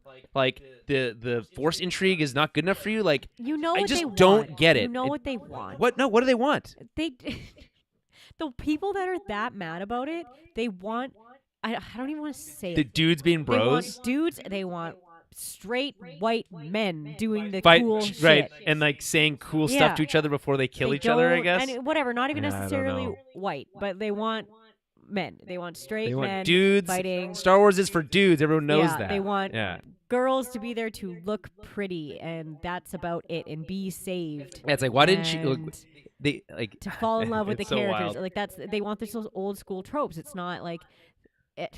Yeah. Like what I mean? I mean, I don't think anybody's mad about like the Sith character, right? Like it's you're well, not he's hearing, Asian. Like, oh, how dare he? They don't care about that, right? So it's because he's a dude and he's cool because he's a dude and he's fighting hard. Well, they also do care about seemingly about too much representation. That's what I right? mean. Like they So, don't like. so an Asian bad guy might be bad for them too. I don't know how this works for them. I don't understand it. All I'm It's hard saying to know is, with those listen, types. there's a lot of stuff that people don't like about Star Wars these days, and Right. we've talked about. God knows we've talked about it on the show. Not everything works. Ahsoka, especially as we said, has aged poorly, even over the last 6 months or whatever. That being said, there's good shit. This is some of it. This is maybe some of the best. There was people talking about how they wanted to, or Leslie Headland set out to try to, for this episode specifically, which she said was her favorite of the season. it's And I think rightly guaranteed. so. Yeah, it's granted. Like it's amazing. She said she wanted to try to achieve something that was at least in the same league as Duel of the Fates. Now, as we all know, the music in that scene does You're a never lot of gonna heavy lifting. Beat it, but it's not meant to be beat. I think it's up there with some of the best It is. lightsaber choreography we've had in probably the last This 10 absolutely years. is. A lot of like our lightsaber choreography is like kind of boring, kind of Yes. stiff, and it Agree. depends on the characters. Like Vader's fighting style is very stiff. It's hard to do anything really like acrobatic or really like with lots of movement with him. So with certain characters, like these are all new characters. We can have a full new. Well, and we're back in the prequel era, so we know that the shit goes off Yeah. when lightsabers actually. Like the only thing we're not having here is flipping over people. Yeah. Right. And like that's really the only thing that we're not getting, which is like the extra acrobatic stuff, which always felt a little silly anyway. And then you could argue that we've got a lot of lightsaber combat in the Clone Wars. Yeah. Most of that stuff feels too lightweight and almost too much, a little overwrought, and then this stuff That's the thing. is a good strikes a good balance between speed, agility, Great, choreography, yeah. Like and the weight. choreography is fantastic. Yeah. It's so good, and like that's a one defense I'll give like Ahsoka a little bit is it's got to be so hard to like choreograph battles for a character in live action that we've only ever seen in animation before, and she's like so acrobatic. Yeah, but we could right? try a So- little harder. Yeah, no, I know. think You're is right. the- But Yeah. it's Yeah. like that's my only defense of like why those battles aren't as good because it's like like Rosario Dawson isn't gonna be able to do that same kind of shit. But Well, no, but the stunt in, coordinator is the, like in this case, what this- they introduced with great. the Force Fu stuff is more wire work. Yeah. And the wire work stuff works for Star Wars. It's So so I think if there's any lesson that can be taken away from this is that there is a template here for live action lightsaber combat for Star Wars on television specifically, and I would argue even for the movies because the sequel trilogy had pretty poor lightsaber combat also. But like, So- yeah, exactly. And it's just, I love seeing that effort being put in. It's so good. It's like that she wanted to put that effort in to make something as good as Duel of the Fates or up there, right? So it's like you're Right. putting that effort in your characters, in your casting, in your choreography. That's like I And you love gotta it. get, and it's like she understands like where the bar is set, Yeah. and wants, and it's like, is not content with just, well, we'll just do whatever and it'll be. It's like there's no way we can ever be that good. It's Yeah. like if you shoot for the stars, land on in a cloud or whatever. So all I'm saying is, it's like when I'm saying what is it that you want, it's like give the show credit for achieving stuff that's good, Yeah. and it's like, okay, not everything's perfect, but if you're gonna get good stuff, you got to give it credit where it's due. Yeah, is my I opinion. feel like Yeah. you can't be in an unbiased way watch this and be like, oh, that action was shit. I think if you come out of this episode and think it sucked, I think you went in knowing you were going to you're think gonna it say, sucked. yeah, you're just not giving it a chance at all, and then your opinion doesn't matter. Everyone's opinion matters. Just they're like everyone's. What's it? Everyone's opinion's like a butthole. We all have one, but we all don't want to hear it. Something like Which is something that I just one of my. I'm sure I butchered that, but it's one of my favorite. Yeah. Okay. So. Okay. So where were we? Saul and the Master have a standoff here, as we see the trees collapse after being cut down by the thrown saber. Osha tries to stand with Saul. This is cute. It's like her back with her old master, Yeah. right? Tries to stand with him, but he sends her away, force throwing her into the arms of Yord, saying, "Civilian to the ship," which feels like awfully reductive, but I think he's just more concerned about her safety at this Yeah. point. Oh, absolutely. So you gotta love how Yord just repeats what he it. says. Yeah, it's like Yeah. like an order or like a police command. Yeah. Typically, I'm a big fan of someone yells something and someone yells the same thing, like raise the mizzen mast, raise the mizzen mast. Like that's my like I live for that. But in this case, it doesn't really work in the same way. No. So the Master looks on, curious, and we know he's curious because he tilts his head to the side like a dog. You're I asking love when about if they want to go I love when a bad outside. guy does that though. Like, It's just that like bad guy, like yeah. Like what's coming next? Question mark. Yeah. It's the bad guy Um, head tilt. Yeah. Mhm. It's kind of like it feels like a challenge, So this is when we cut to the title card. We get big orchestral music playing here. This is, I assume, where they're trying to, from a score standpoint, trying to make it in line, or I guess, or not in line, nod to the Duel of the Fates stuff, right? Obviously, hugely orchestral song. So we come back and we catch up with Yord and Osha as they spot Basil. Osha wants to go back to help, but Yord, ever the stickler, insists on following Saul's orders. "I don't want to subdue you, but I will," he says to her, and this is enough to convince Osha. Okay, we'll go. I love this like small detail, which is that once, because he's been quick to draw his saber all season, Yeah. and so once he was in a real scenario where it's like, man, this shit's popping off, this is crazy, right? He draws his saber, lights it up, and never turns it off, right? He doesn't want to have to wait that half a second to ignite it, if in case he's ambushed, because I think ultimately he's scared. I think he's terrified. Yeah. So back with Saul and the Master. The Master knows Saul's name, of course, because he was, chatted with him when he told him not to erase his mind back on in that apothecary. Yeah. I actually genuinely think that he was actually a little bit worried that would happen to him Probably. at that time. Yeah, right? He's like, 'cause I'm he's like, not they're gonna prepared for this. I find don't have my out." helmet, Yeah. and if they read my mind, then they'll know, right? So yeah, fun to look back at that scene with a kind of different perspective. I mean, again, we kind of had a sense of it already at that time, but this gives us so much more kind of things to chew on, like how the fact that his helmet is like a Magneto helmet, right? So, believes. So here's the question here. She says, you don't remember me, right? He says, I sense something familiar. Do you think he's literally just talking about I met you like a week ago or a couple days ago at the apothecary? Or does it go back further than that? Because he doesn't recognize Chimere once the mask comes off, other than as the guy he saw at the apothecary. Yeah. So I guess that has to be what it is, but I'm assuming, because they had such a close encounter before. But, I mean, it does seem like he knows some other details about Saul, but I think that's coming from May. Like, because he's got is it possible that he was younger at some point and like had an encounter with Saul Could be. that he would supposed to remember. Could be, but I just feel like he has a lot of information from May from like what happened Right. with the Jedi and like Saul specifically. But what if he was there? But he that could be. He evening? could have been there. I But mean, he there are no would've been other a kid. kids there. I thought He would they have been a said. kid. Yeah, exactly. I don't know. So probably not. That's a dumb theory. Yeah. I guess so. This seems more like a test from him, basically saying, "Are you not able to sense me? Like, do you not feel the familiarity that?" And he does say he senses something familiar, but that's not like that's like I've smelt that smell before. Yeah. Where have I It's smelt definitely that just like smell? a taunt too, You know? right? Because Yeah. it's just like you should be better than this, like Right. Or she's the all-knowing Jedi, Mhm. right? You know, Yeah. exactly. Anyway, they circle each other slowly, looking for an opening. And then we get this really great line from Saul, which is, I think, an all-time great line.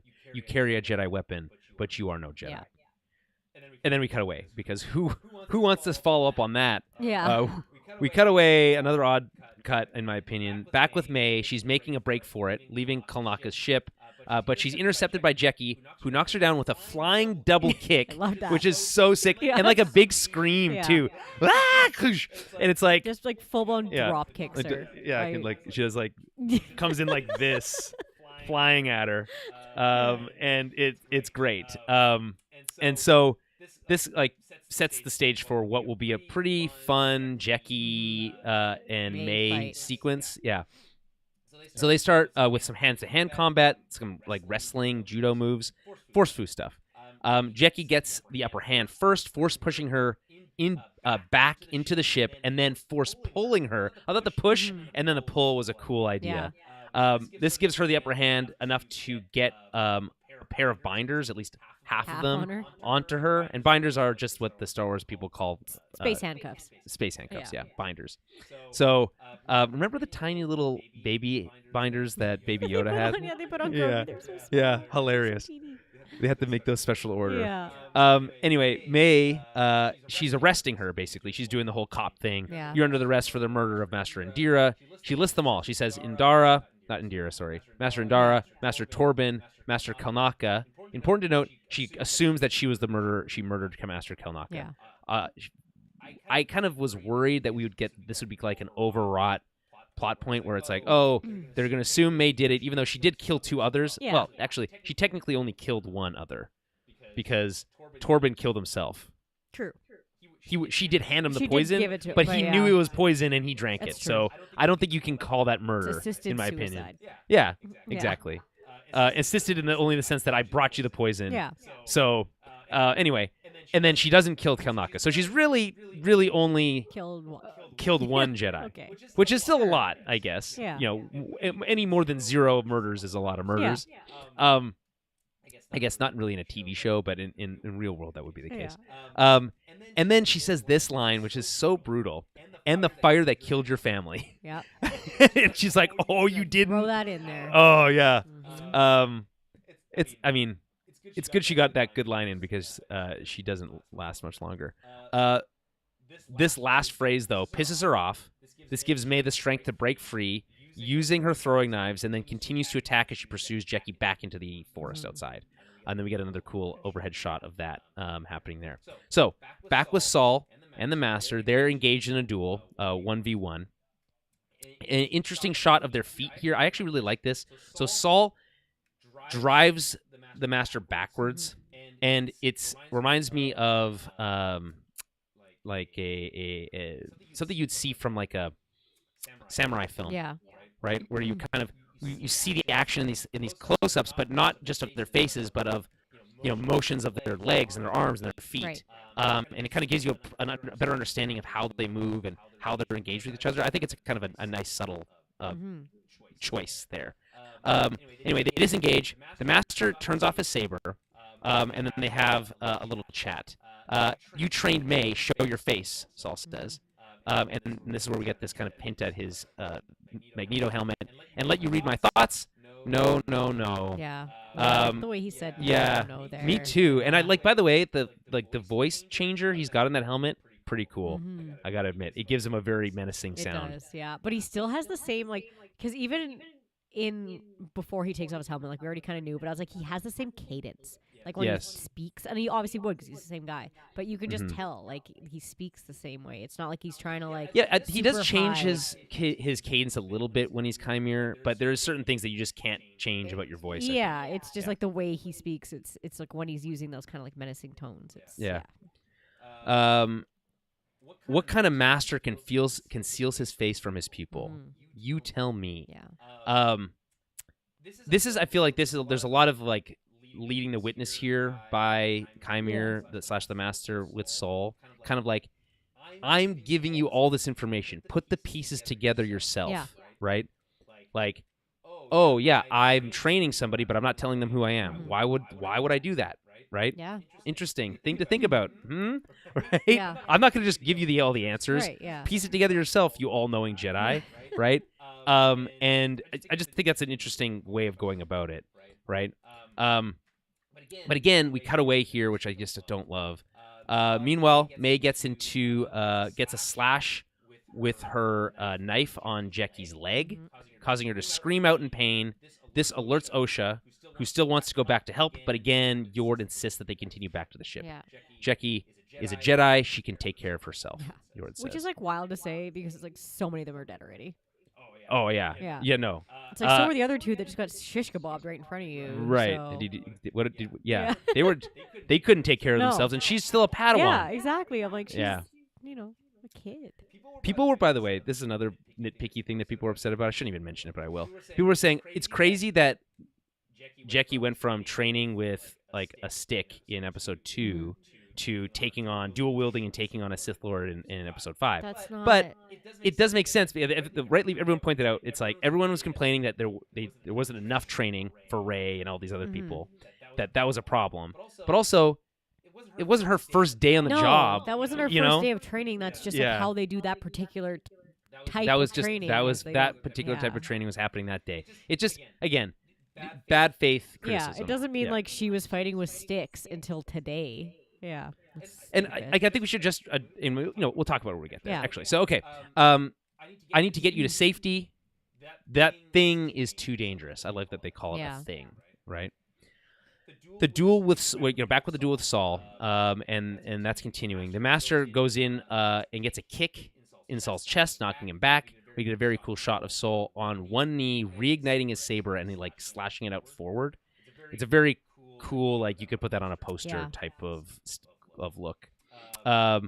Anyway, I made a comment in my notes later, but I'll say it here. Okay.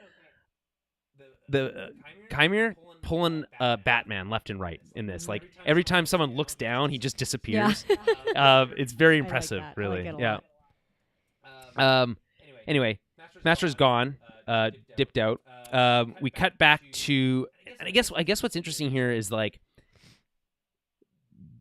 Chimere, and I'm just going to call him Chimere because that's the only real name we have for him, is really busy in this early part of the episode, going back and forth to all these different, like, fights. engage in all these different fights. Because ultimately what he's really only cares about right now is killing May for betraying him. And in fact, we see it later where he's like basically just deflecting lightsabers away so he can try to get another kill shot on May. That being said, it is odd that he chooses not to kill her when she's unconscious at the end of the episode. Unless he knows she's Osha. He knows. Yeah, Okay. he definitely knows. You think? Yeah. Why do you say that? I think the tattoo gives it away. Yes. On her upper arm. But like, yeah. mhm. So I think he's clocked that. And B, I think he knows his own like apprentice or Padawan or whatever. sure. I guess apprentice. He knows that that's My Osha. apprentice. For sure he does. Okay. I like that idea. I actually like it better if he didn't know personally because I think it creates an interesting, fun I twin think he dynamic that we knows. talk I about. think he but we'll- knows, and yeah, he's like, okay. "Oh, I'll just take this one. Play along with it. Maybe yeah. I'll train this one instead." Right. Oh, there's a sister. Yeah. Right. I guess. Yeah, we'll get to that part too when we get to it. So yeah, this really cool shot with Saul. We cut back to Osha asking Yord, and this is where it's like we went from having a conversation with Osha and Yord to cutting back to one half beat of an action sequence where we get very cool visuals, but then right back to Osha and Yord talking. Why couldn't we just finish that thought, Yeah. then go back to this? It just seems odd to me. So anyway, back with Yord. what is he? Mhm. She asks him. And he doesn't know. He says he doesn't follow the rules of combat, and there's no method to his movements. It doesn't make sense. Mhm. He gets into your head and he stays there. That comment though felt a little out of left field to me. There's nothing in the show in this episode except for one moment with May that would give you the impression that was happening. Right. Yeah. Right. Yeah. You could argue it's really wild how quickly and easily these Jedi were dispatched. Maybe he was getting into their head and that kind of thing. And it does seem a little the thing with Magneto's helmet is that it's a tool that blocks both ways. You can't. Right. Yeah. You can't use telepathy outwards or inwards if you're wearing it, or on someone who's wearing that it. makes sense. Whereas it seems a little unfair that if you're wearing this helmet, no one can read your mind, but you can read theirs. Seems a little one-sided. And fair enough, you can do whatever you want, but when you're making this stuff up. But again, there's no real way we don't know, I guess, the facts around that. So I don't want to make that assumption that's what's happening here, and that's why it's so weird that he says that. I feel like it also could be though, like he gets in your head, as in like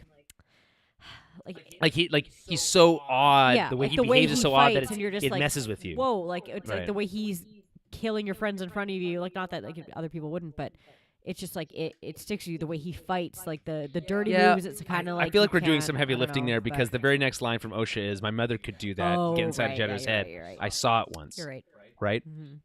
But when we saw Mother Anastasia do it, it was on Torben, and his eyes go all black, and it was and stuff. So it's like we didn't see it happen. Right. Certainly didn't see it happen No. to Yord. Maybe it was something that was cut from the episode or something like that. Yeah, but no, you're right. though. it's just odd to include that. It's an example of like telling and not showing. Yeah. We've seen it happen, but you can't just say it happened to him without showing us Yeah, that it that's happened. true. And like,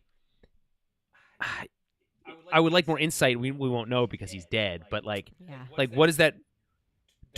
How much did that mess up Torben and why, and like all this stuff we just don't know, and maybe we'll get answers to it still. But maybe they'll come back to this concept as we go into the final 3 episodes.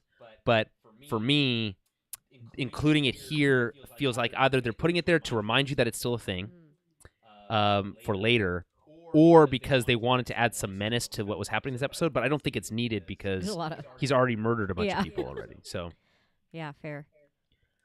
all right. So anyway, in this little conversation, they lost track of Basil, so now they're on their own. May, back with May, has a knife to Jecky's neck. But I love Jecky's like sweet headbutt move she pulls here, knocking May down and getting the second binders onto her. So she's now kind of like actually arrested. And she has them behind her back. And then she does the classic the under the butt thing. Yeah, exactly. Which actually I don't hard think to do. I think most people can't do that. Most people cannot. But no. she's a trained Sith. Yeah, or whatever. you have to Acolyte. be very flexible and pretty. You have to be able to dislocate your shoulders practically to do it. No, or small enough. Like you need to have long. Small. It's about like your hips needing to be in your butt, like needing to be small enough that like your arms, like that you have enough space, but also like flexibility. But yeah, like I feel like women have an easier time doing that than men. I'm sure they do. I'm sure they do. Yeah. I'm pretty sure I could do that, but you think you could? Yeah. Behind your back, and then sure, okay. yeah. I mean, listen, that's impressive. Yeah. I know for a fact that I couldn't do it. Anyway, so Jecki finds Kalnaka's saber here, lashing it to her belt, but she hears some eerie sounds, and I love this shot because we stay on her belt. Mm-hmm. We see her transition her hand off of Kalnaka's saber back onto hers. Yeah. And getting it ready. I think it's a cool little moment that kind of adds to the tension here. And this is what I was talking about before when Chimera charges out of the forest. He's been very slow and patient, but he sprints out of the forest here, right? That puts Jecki on her back foot right away. She's able to deflect that saber attack, and then we get a brief one-on-one duel between Jecki and Chimera, who again on her back foot gets kicked in the abdomen, knocking her down. And then we get this line from Chimera, "May, you can learn from this Padawan.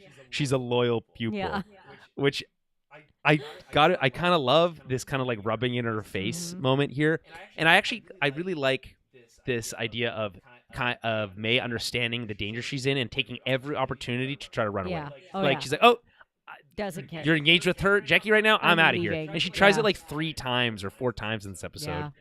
doesn't ultimately work for her. I do like seeing that fear. It's cool to see like these characters Yeah, being so scared. It adds to the Yeah. stakes, and like, I think there was some rightful criticism about May's kind of like unexpected turn here about last week when she was like, "Oh well, I'll just turn myself in and everything will be fine." Right. And it seems weird that it just kind of flipped out of nowhere. Yeah. To me, it felt like it was story driven. Like we understood the connection to her sister was what motivated her to make this Right, decision, and ultimately, now that we understand how afraid she is of her master, Yes. that being able to try to extricate herself from his influence would be something she'd try to do. Yeah. And so, and she thought she was like free and clear. Yes. She's like, well, he had to find me first, Yeah. right? It might be not something you'd do If you knew, yeah. if you knew, Yeah. but like, so to me, I feel like it works. But again, I can understand why people would have criticisms Yeah. there. So, as the master speaks, Jackie is able to get up.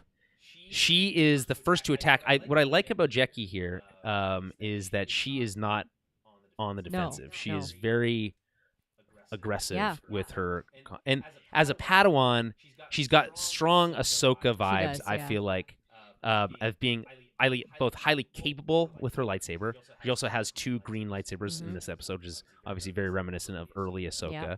And then just this kind of like more impetuousness that allows you to kind of maybe abandon some of your more kind of like centering that you're supposed to do as a Jedi, Right. and kind of like lean into the aggression a little bit that you can kind of get from a younger Force wielder Yeah. here, which I think is appreciated. All right, so she attacks, but after the Master deflects her saber with his gauntlet, she's left defenseless. The Master goes for a kill shot, but Jackie pulls Kelnaka's saber just in time to stop the attack. Very cool. I was kind of like, oh no, but she's got the saber, Yeah. and here it comes, and it's sick. Yeah. It's one of those things that, like, it's predictable, but still cool to Oh, it's see, still like how good, it's yeah. done. We get a brief prequel-esque sound cue here, and I wrote it down, and I don't remember how to say it now. Do do do do do do do do. It's like that. Anyway, it's trumpet essentially, fast trumpet, and it's really it works for Yeah. me. And again, a direct sound cue from the prequels, Yeah. I think, in that example. Jackie's saber starts working again, so she's holding that one backhand now. She's kind of has, again, very similar to Ahsoka. So I love how it works, and she turns it back on, and then both her and Chimera give it like a little look, Yeah. like, oh, And then she gives him, interesting, like a smirk. right? Yeah. You get a little side eye. Anyway, they both realize what's going on. She's now dual wielding. Jackie goes on the attack, and now seems to have the master on his back foot. May uses the opportunity to make a break for it. Chimera gives her a look as she dashes away through the forest. Chimera puts the pressure back on Jackie as she does some very cool spinning blocks. I thought this was one of the cooler things where she's like pirouetting basically, and then like using both sabers to deflect things. Cool. Very cool. Something I feel like you'd see in animation, but we get to see in live action right? here, and it done well. Ultimately, the master is able to cut through the hilt of Kelnaka's saber, leaving her with just her own again. As Jackie looks down at the now destroyed saber in awe, it just seems odd to me. It seems like you don't have time to be looking at broken sabers. I thought that too. The master uses that moment to disappear again, and this is where I wrote the Batman thing, which Jackie realizes as she looks up, finding herself alone, dropping the broken saber into the dirt. So, back with Osha and Yord, they're making their way through the scary part of the forest, again, where the moths are. And Osha urges Yord to turn off his saber. It's like, man, we get it. You're under attack, but you don't have to have it on all the time. Anyway, she's like, this doesn't make any sense to me because was he not with them earlier when the previous moth attacked them? I think he was. He was. So he's like, it attracts them, and she's like, attracts what? It's like, what do you mean attracts what? Yeah. You just saw there, this. I feel like he was. This is odd. That's an odd dialogue choice. Anyway, he eventually agrees, and they're like, we'll go slow. Okay, cool, fair enough. I actually like his kind of like take charge attitude here. Yeah. Works. Kind of helps calm things down. As May in binders sprints through the forest, we get a very cool quick cuts of the master seemingly injecting his thoughts into her mind.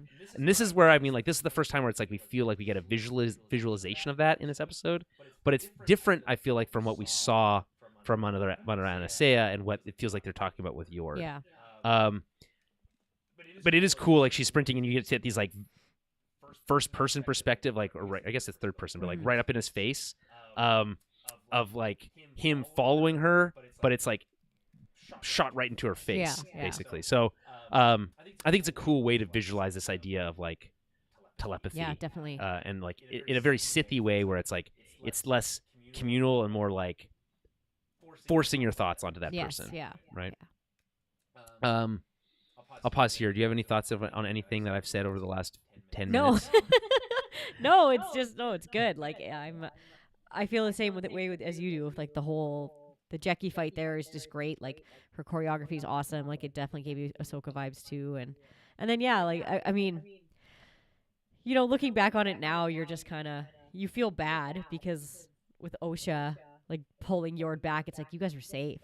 Like for at least for the most part, it's like you just let him basically to his. Well, demise. I think that's why she gives that look later, and to his dead. His dead soulless eyes is she's like, that's my bad. Yeah, that's my fault. But also like, but like I guess the question is like, where does he get the message? She hears that voice in her head? Osha, yeah. Who's saying that to her? May. You think? Yeah.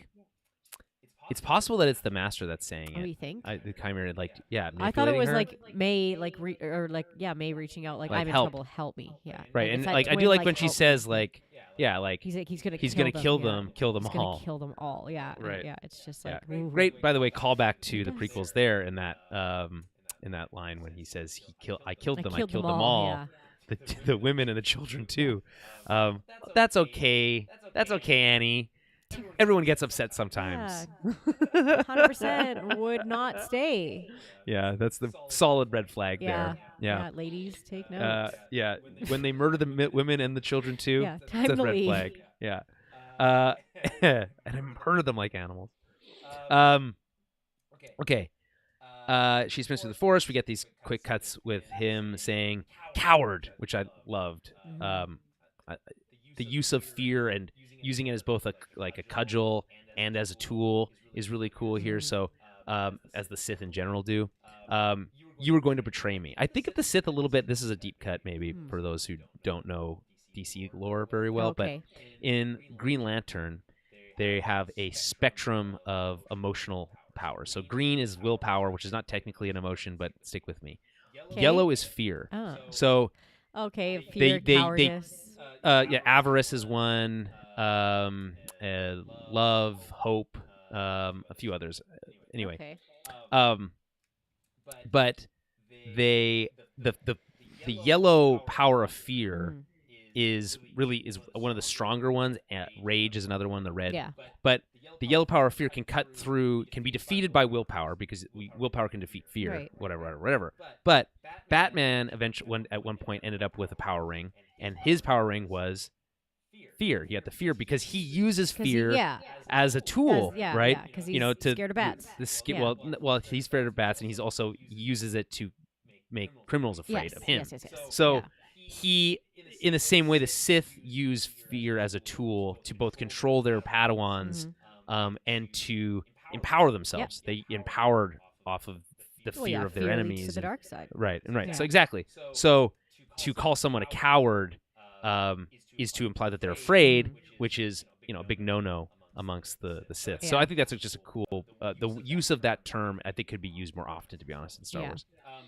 Anyway, you were going to betray me. I also think it's funny with Sith in general because they all betray each other. They all betray each other but all the time. It's like how you can't really. It's like betray exactly them. Like that's that whole ego to them, right? Like it's all it's hypocrites. Like, you should follow me. Like you should be lucky to be like my Padawan or whatever. Not Padawan. How dare you betray me as I'm planning to betray my own master? Yeah, right. Yeah. But, well, it's all ego and selfishness and power and it's like like you think you're better? You're gonna betray me?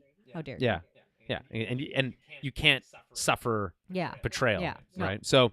So, forgive me, Master, I was weak, May says. And his response is, you've always been weak. Yeah. Which, again, pretty harsh, but probably accurate. Anyway, he goes to slash her. She falls backwards, and in the process, her binders are cut in half. Very convenient. Yeah. The Master goes to stab her as she lies on the ground, but is saved by Soul, who pulls him backwards, which I think is a cool move. Yeah, love a force pull. Force pull into a slashing Jekki. So they were trying to shish kebab him. but it doesn't work. Thus, starting a 2v1 duel, and this is where the Duel of Fate's biggest comparison comes in, right? You've got Master Apprentice. Yeah. This isn't technically his apprentice, but a apprentice fighting a Sith Lord. I thought Jackie is his 2v1. apprentice. No, I thought it was Yord's apprentice. Oh no, you're No. right. I'm thinking Yord has a different apprentice Yord is a that we different met in one. episode Yeah. 1. Yeah, no, and Jackie is his Jackie apprentice. You're is- right. yeah, My bad. yeah. That's my bad. Yeah, I've got the. It's to be fair, that one other apprentice, that other Padawan from episode 1, throws just enough a wrench into the works to Yeah, confuse me. fair enough. Yeah. The Jedi again seem to have the upper hand, giving May another chance to try to run. And this is again the score here, very prequel inspired with bright staccato trumpets, which is also classic John Wars style, high intensity moments. He uses that stuff. It's great. Chimere doesn't want to let May escape, force jumping to a nearby rock and then force pulling May backwards, slamming her into said rock. He tries to stab her again and is again stopped by Sol and Jackie. Right. So Osha hears her name whispered in her head. We can debate on who's saying that to her, telling Yord that they need to go back. Yeah. Right. He's going to kill them. He's going to kill them all.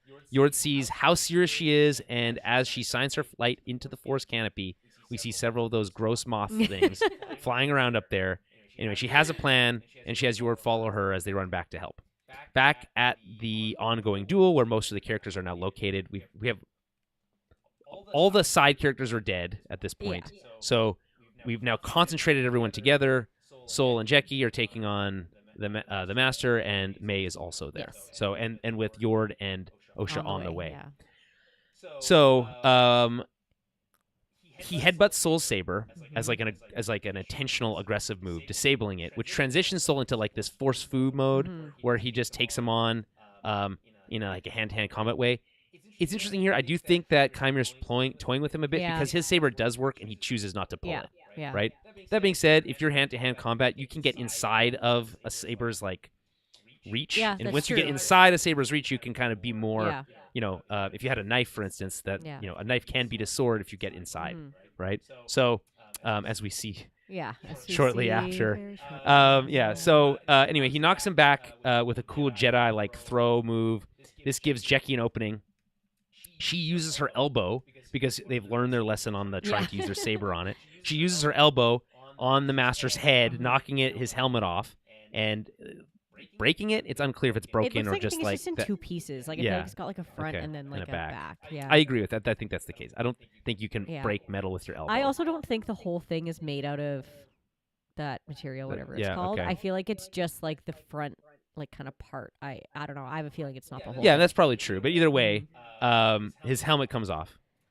And as you mentioned, you get a much better shot of it in color. Yeah. It's got that bronzy look to it, and again has that Katsugi look to it, which gives that Knights of Ren. I guess we can talk about this now since his helmet's off, and there is this concept, and as we get into it in a little bit here, about him saying that you would call me a Sith. Right. I don't think that necessarily means that he is a Sith. There's that is an open kind of open. It depends on how you look at it. Yeah. From a certain point of view, right? And so that's an option. It's possible that he is an early Knight of Ren, as it were. We do get that musical cue, which I think lends that theory a lot of weight. Yeah. You don't just throw in, Kylo Ren's music in there for no reason. Yeah. Bum bum bum bum. Yeah. It's slower that they use it, but it's there. It's definitely there. Yeah. So it's either a accident that someone accidentally came up with the same musical cue, That's not an but accident. it seems unlikely, Like if, right? It's intentional. Everything in the show is if intentional. you're There's no reason to catching believe it, that this like would be. the people creating it are going to. Well, catch I it, didn't like, actually catch it. Okay. Star Wars Twitter caught it, Fair but enough, but I yeah. did. I did listen and Yeah. confirm. I do feel like that's also true. Mhm. But I guess from my opinion, like from my point of view here, both feel equally plausible at this point. Yeah. That he is a Sith, and then he does kill everybody, and that's how we explain it away. Yeah. That they've been in hiding for 1,000 years or whatever, Mhm. or he's not a Sith, and that's just a misunderstanding or Yeah, mislabeling of it, right? That being said, I think if it's like, oh no, I'm not technically a Sith, I'm this other thing. Yeah. I feel like feels like a bit of a weird kind of like Cop mental out. gymnastics thing you Yeah. have to do to be like, oh no, it wasn't a Sith. We don't have to worry about them. They're Yeah. still extinct because technically he was this other offshoot splinter group of the Yeah. Sith. So it's this different I thing. think there's still you know? weight in the fact that like he says that word to Saul. Like it's I like, agree. because he's basically told him now that he's a Sith. So like, Saul's days are numbered in my opinion. here. Well, yeah. like it's yeah. I don't know. Yeah, we'll get to it in one of the next. I think scenes, Saul. but- I mean, Saul's carrying around all this guilt for something Yeah. that we don't know he did yet. He's probably gonna he's gonna reach or receive absolution. yeah, he's the last death. one left. Yeah. Anyway, interesting theory. I'm open to it. There's another really interesting theory. I'm gonna see if I can find it by looking at some of the tweets I liked. Yeah. There was. Oh man, I'm trying to remember what it was now. But I anyway, definitely like the Knights of Ren theory for sure. I think that's quite cool. And like I don't know. I feel like a lot of people don't necessarily know that they've been around. Before Kylo Ren, like they've been around for forever.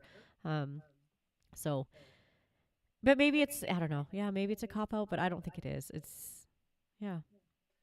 Well- I'm interested in it at least. So. okay, hold on. I'm getting. It's very specific as to like why he does say it that way. Like you would call me a Sith, so it's whether he is or he isn't. I think it's still relevant. I'm trying to find it here. There was a really cool theory. Again, just talking about the Sith thing. Yeah. He didn't say he was a Sith. He said the Jedi might call him that. Also, the Jedi believed that the Sith had been extinct for millennium. Obviously, that wasn't correct. Yeah. Right. So when Yeah. someone says like, "Well, that's what they said," It was never. the whole point was that they were never yeah, right the about point that. is it right? was Yeah. never correct. They weren't gone, but it's like how were they in hiding? How did they not know all of that? Right. So, but yeah, he says it himself. Like now that you've seen my face, now that you know, like it's.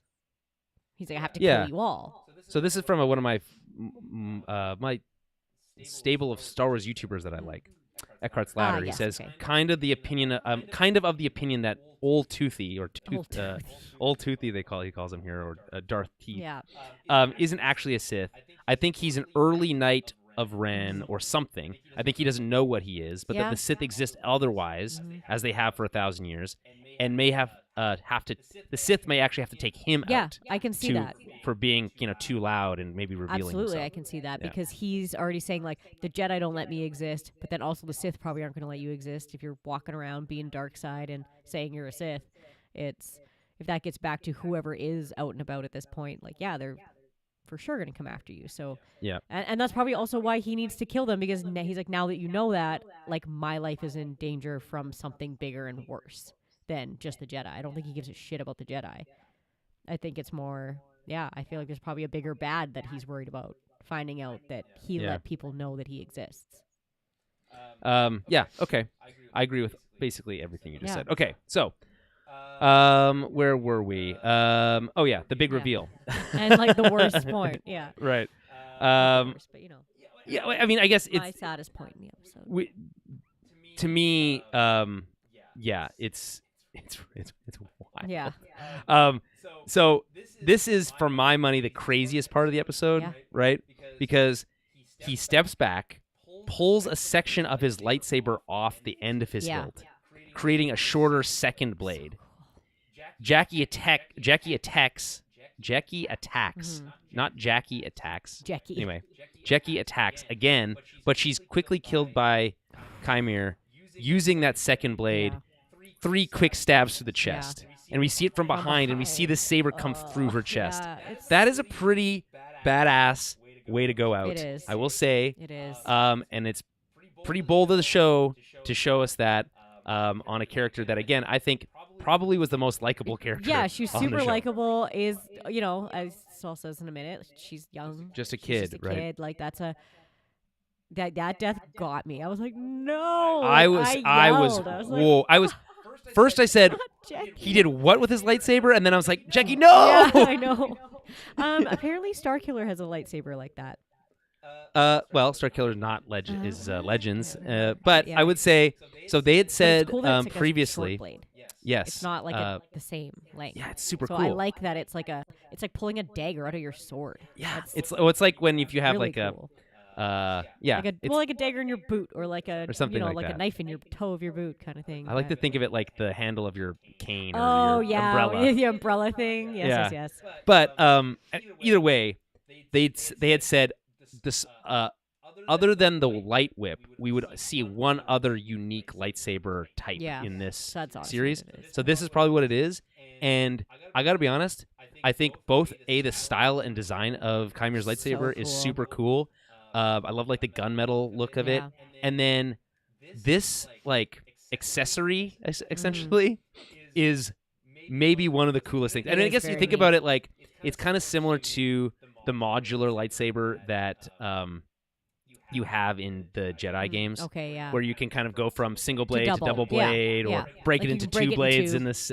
Well, it's kind of like that, and it's Yeah. like, so they said that a unique lightsaber that we haven't seen in live action. Yeah. So we technically have seen it in Which is cool because you do see that. You see the dual sabers and people who can like light the dual saber and break them in half, which is like cool to have two. Yeah. But we haven't really seen like the whole dagger one. Like, It's really cool. Yeah. I like. It's badass. yeah, it's very badass. So I just again I think if you Ugh. were a hater, this has got to be like that's what I mean. you can't right? Like, possibly dislike that. It's, it's a very okay. good bad guy saber. Yes. And a cool murder. If I'm being honest. Yeah, So. it's a crazy death for her. But R.I.P. to Bummer. Jackie, easily one of my favorite characters on this yeah, show. So then the camera pulls back. The big reveal. Turns out it's Kymir. Everyone said, yeah, we knew already. yeah. um, Yep. it talked about this kind of like the Palpatine connection there, and kind of the similar kind of sense of that. Mhm. Osha. This is confusing. There's one shot of Osha who seems to either saw this happen or sense that it's happened, because I can't tell if she's there yet. Yeah. It doesn't seem like she's arrived yet to have witnessed it, but it's also looks like she maybe did. Mhm. But it's just shot in such a way that it's unclear, and so I think that's a problem. Yeah. Anyway, Soul is devastated, right? Yeah. She yells her name, and then we get this That absolutely jerk Oh. sauce line from Jerk Kymir. sauce. Was that its name? That line, the reading of it, the like, oh, So that, snarky like, and smarmy, snide. like, and you know that it's just it guts you. Like I felt that in the pit of my stomach when you Oof. said that. Was that Yeah. its name? Like you called her it, and like you just have Well, no like the it thing is so, respect. I think, specific to the Sith, who Mhm. not always, but are often human beings, or Yeah. because they have this human-centric, xenophobic Yeah, view. yeah. At least, when we certainly have colored a view on that because of our understanding of Palpatine. Yes. Yeah. But in general, it seems like, and maybe I shouldn't generalize, but we've seen enough of that to Yeah. be able to draw a line there to say, well, he might not respect aliens as much. Yeah. Even though technically I think Jackie's part human. Yeah. No. half human. That that hurt me. I was like, how dare you? Yeah. Like, but and then to say that to Saul too, when he's it's just all Exactly, that love. moment. It's like, oh my god, it was gutting.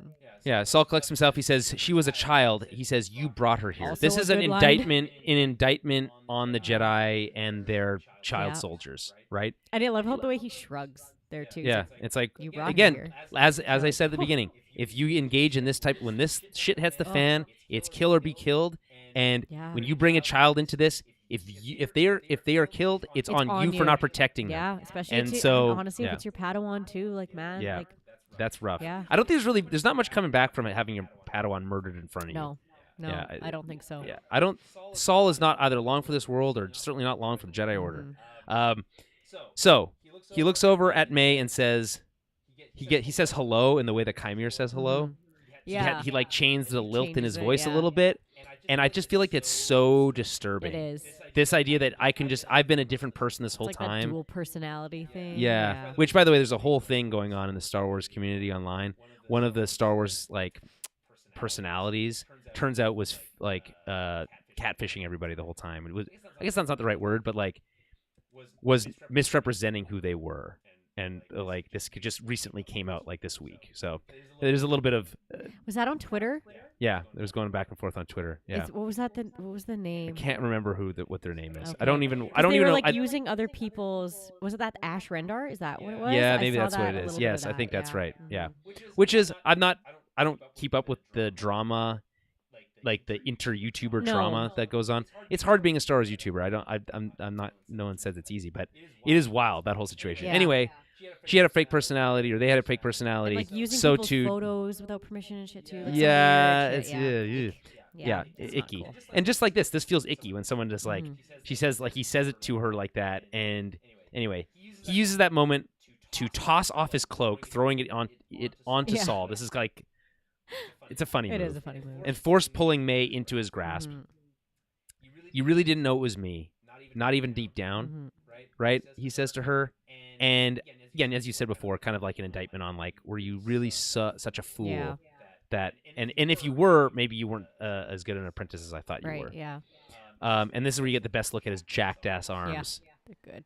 Just ripped. Yeah. How did we not notice? But I guess he was I wearing think like he had cloaks and stuff. and whatnot on before, but like, yeah. He's a good looking Sith now. Yeah, he is. Yeah, it's very rare that we Yeah, get a good look. that's- Anakin, if he hadn't been cut in half, would have been I feel pretty. like maybe that's good. part of Yeah. it too. I was like, ooh, he's jacked, and then you're just like, oh, he's kind of like good looking. Which limb is he gonna Yeah, lose? right. Yeah.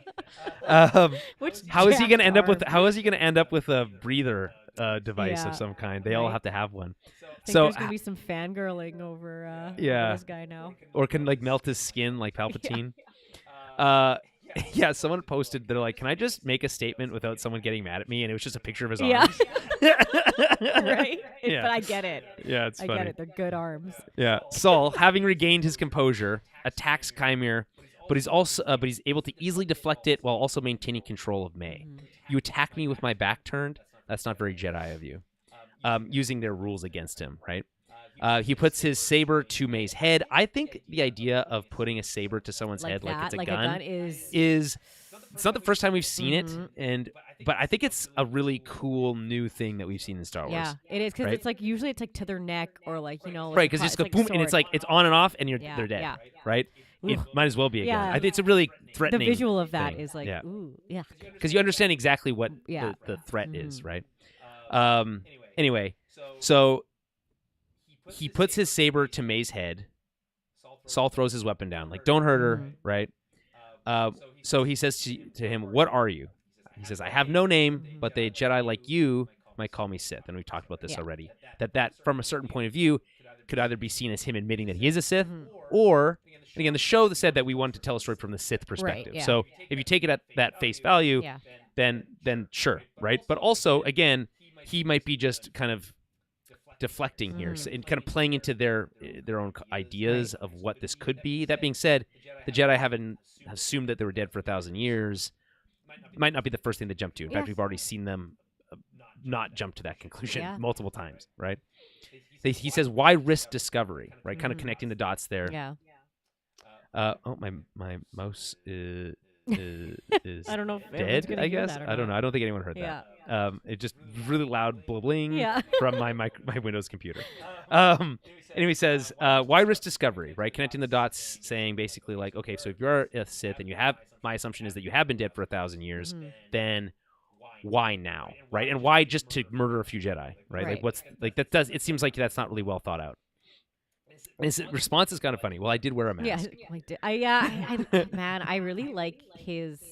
He's got a good sense of He's humor. got a good sense of humor, and like his line reading is so good. Like, because that line reading to me gives a bit of Chimere, Chimere, but yeah. also a little bit of that like Sith Lord vibe. Like that's a good mix of his two Sure. kind of like personas. So like this actor is like Hey, you go watch the Good Place. And Oh, is he it's in very there? di- very different Yeah. performance. No, in I that just show. think his line readings are really, really good, and like He's I like hilarious in that show. yeah, Man. I like the So way funny. he chooses to read a lot of these lines. And Yeah, it's good. There was some criticism of some of May and Osha's line readings. It's like you could have maybe tried a few more. That's the yeah, joke. fair enough. But like I don't know, I was fine with them. So I'm fine with the performances here. Yeah, Why risk discovery? I did wear a mask. Yeah. What do you want?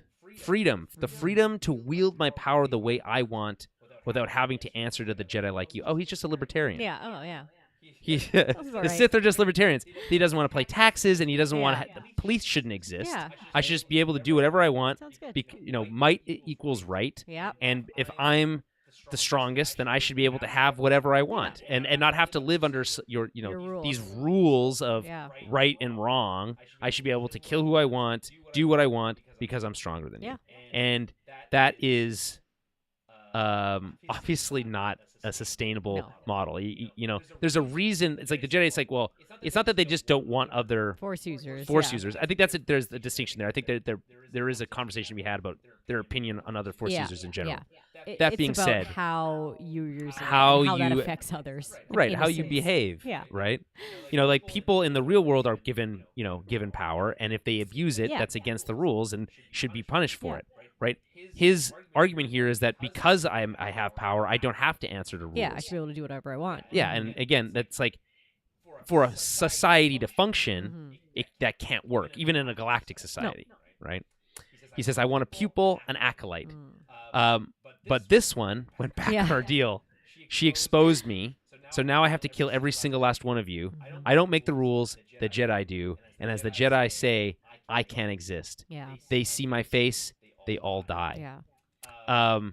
So again, this line feels like it adds a lot more credence to he is just a Sith, right? And his understanding of the Sith, the Jedi's perception of the Sith. Yeah.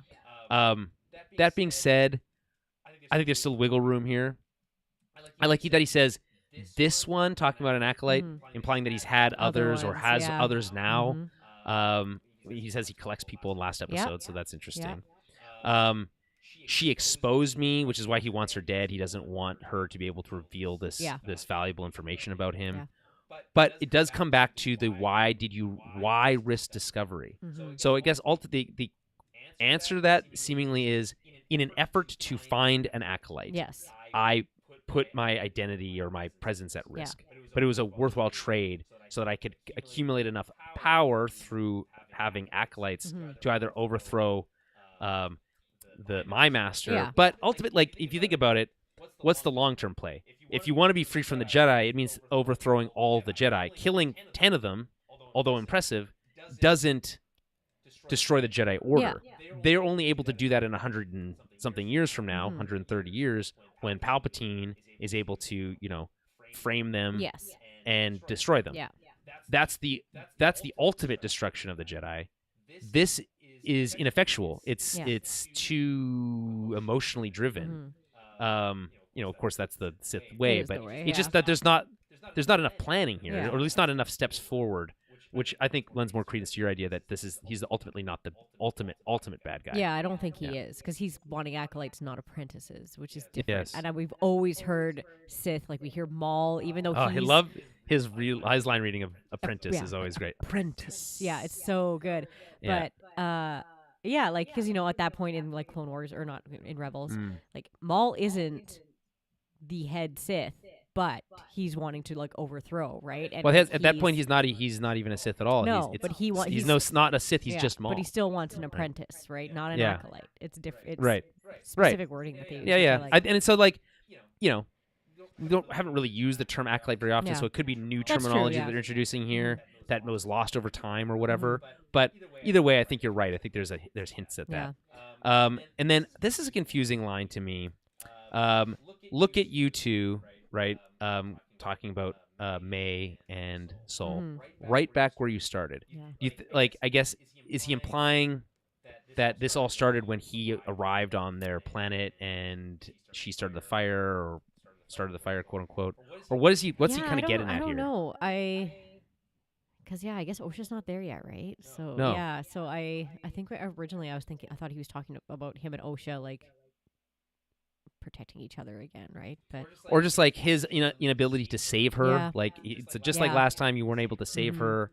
Because she doesn't, like, he still has control of her at this point, right? So maybe it's that. I don't know. Or it's like feels conflict like a bit of a that she started too, because that's what it was last time. Like her starting the fire and like all that, right? So right. Yeah. I don't know. That's an odd one. I would like people's opinions on that would be good. Okay. Yord emerges from the forest, force pulling the mask off the ground. He goes for a kill shot on Chimera, but Chimera deflects it with his gauntlet. So he's got the mask and one gauntlet, so he's able to deflect with. Yord then uses the mask to disable Chimera's saber, so it's kind of like a tit for tat situation. And then they get tied up. And he says, "You," like he's surprised that it's Chimera, right? Recognizes him. Surprise. And then it's an unlucky surprise because Chimera breaks Yord's arm, then spins him around and breaks his neck. I was not R.I.P. No, me I neither. was like, Very what? violent, Like, 'cause I right? feel like it all happened so quick. Like Jackie, and then Yord, And and you're you're in the just same like, episode. whoa! Yeah. Like you're just. I thought they were all gonna die. Like it's Once that happened, I was like, okay, well then Soul's Soul's dead. Like Everyone's dead at this point, and I think that makes the show so much more It interesting. does, right? Because there's like nobody has protection. Like I was not expecting to lose Jackie and Yord in this at all, or all those other Jedi. Like Saul's the only one left at this point. Out Yeah. of everyone who showed up there, and that's nuts. That we just lost like Well, don't forget Basil. Basil, yeah, okay, Basil. Yeah.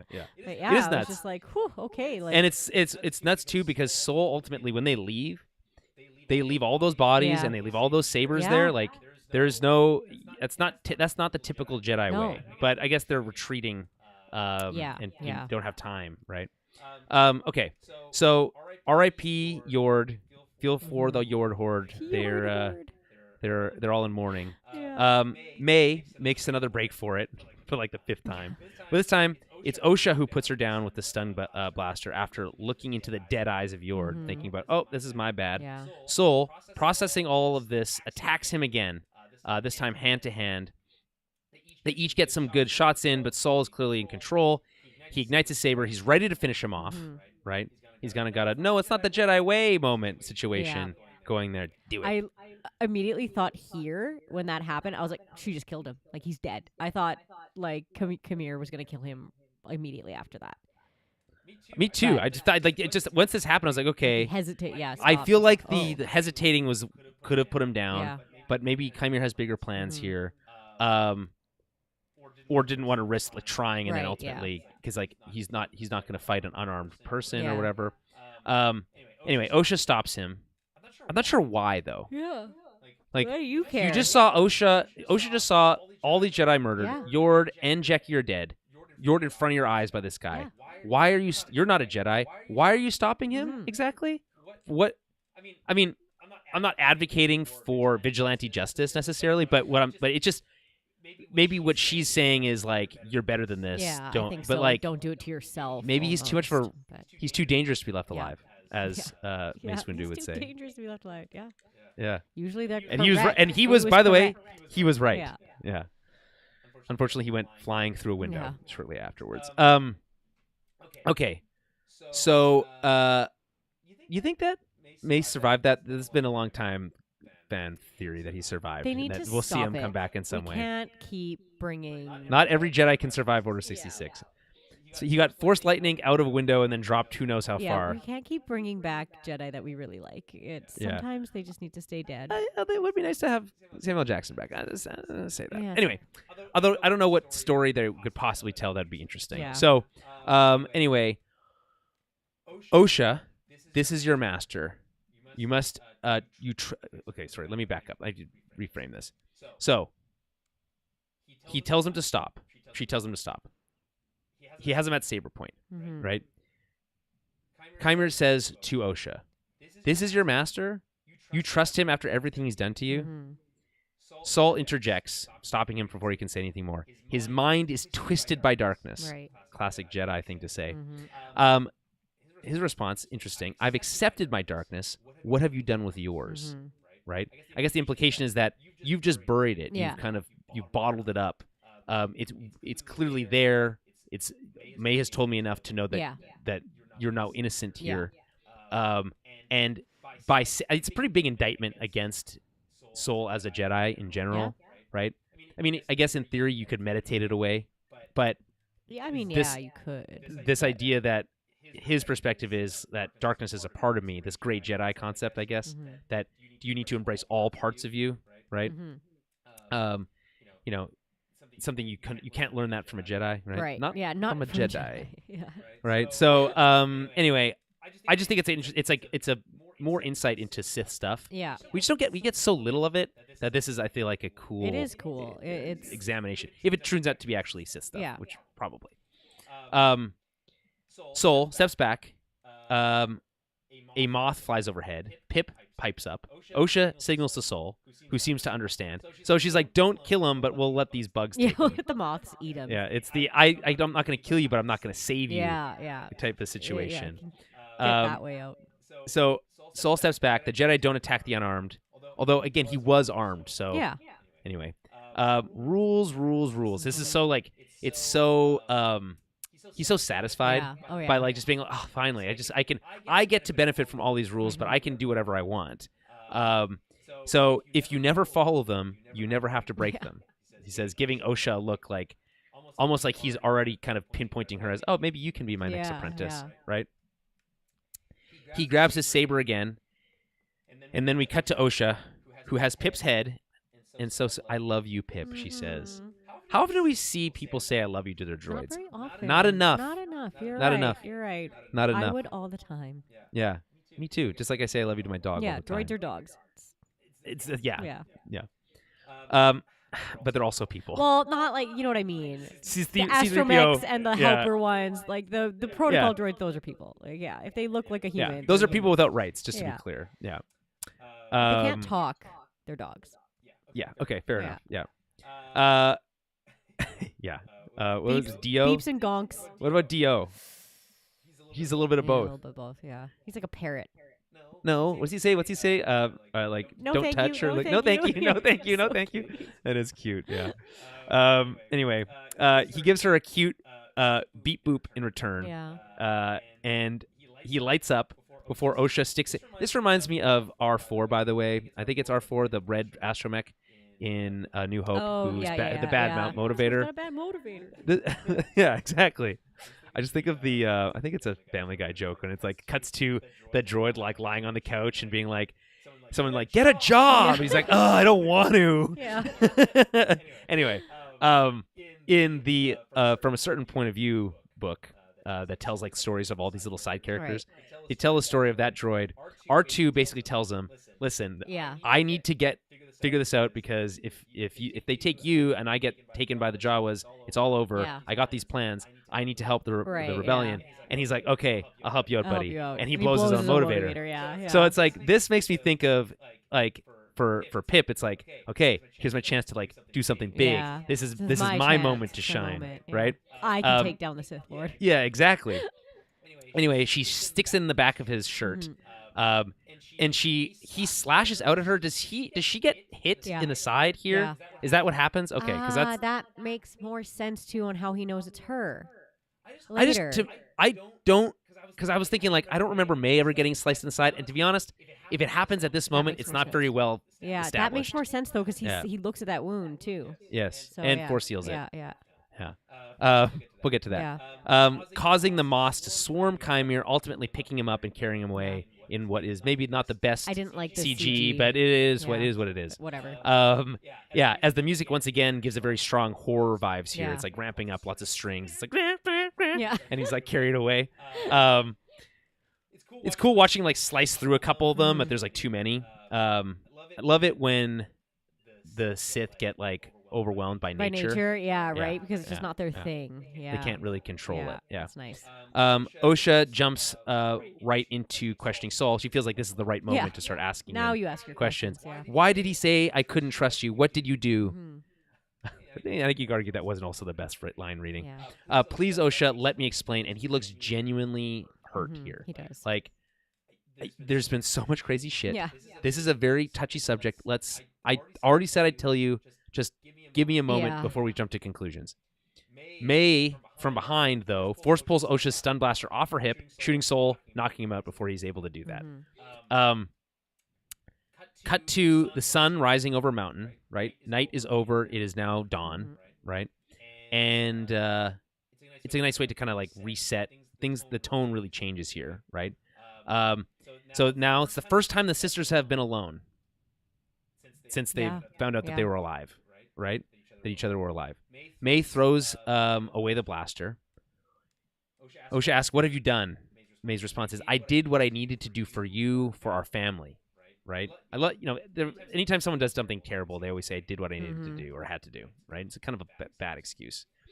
Osha sees her as selfish. He says that it's like everything you've ever done has been for yourself, including what's happened here. It was all because of you, and now look, everyone's dead, Yeah. and that's your fault, right? the Jedi got what they deserved, she says. Yeah.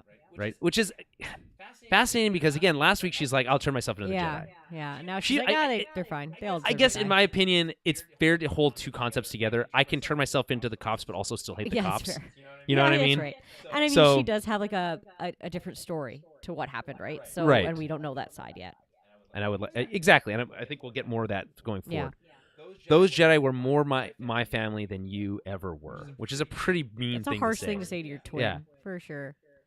And she says in return, have you forgotten who we are?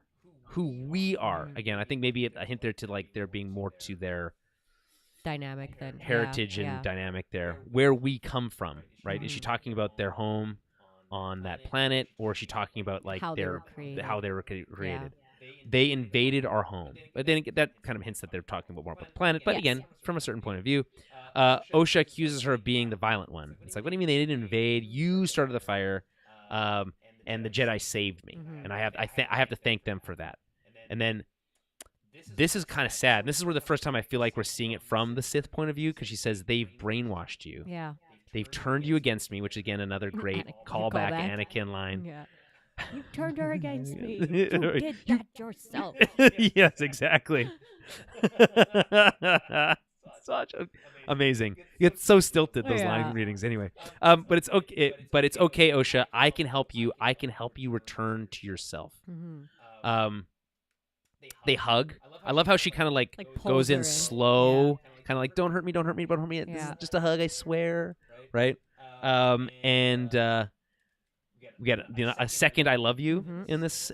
I love you. Don't choose them again. Please choose me. Choose us.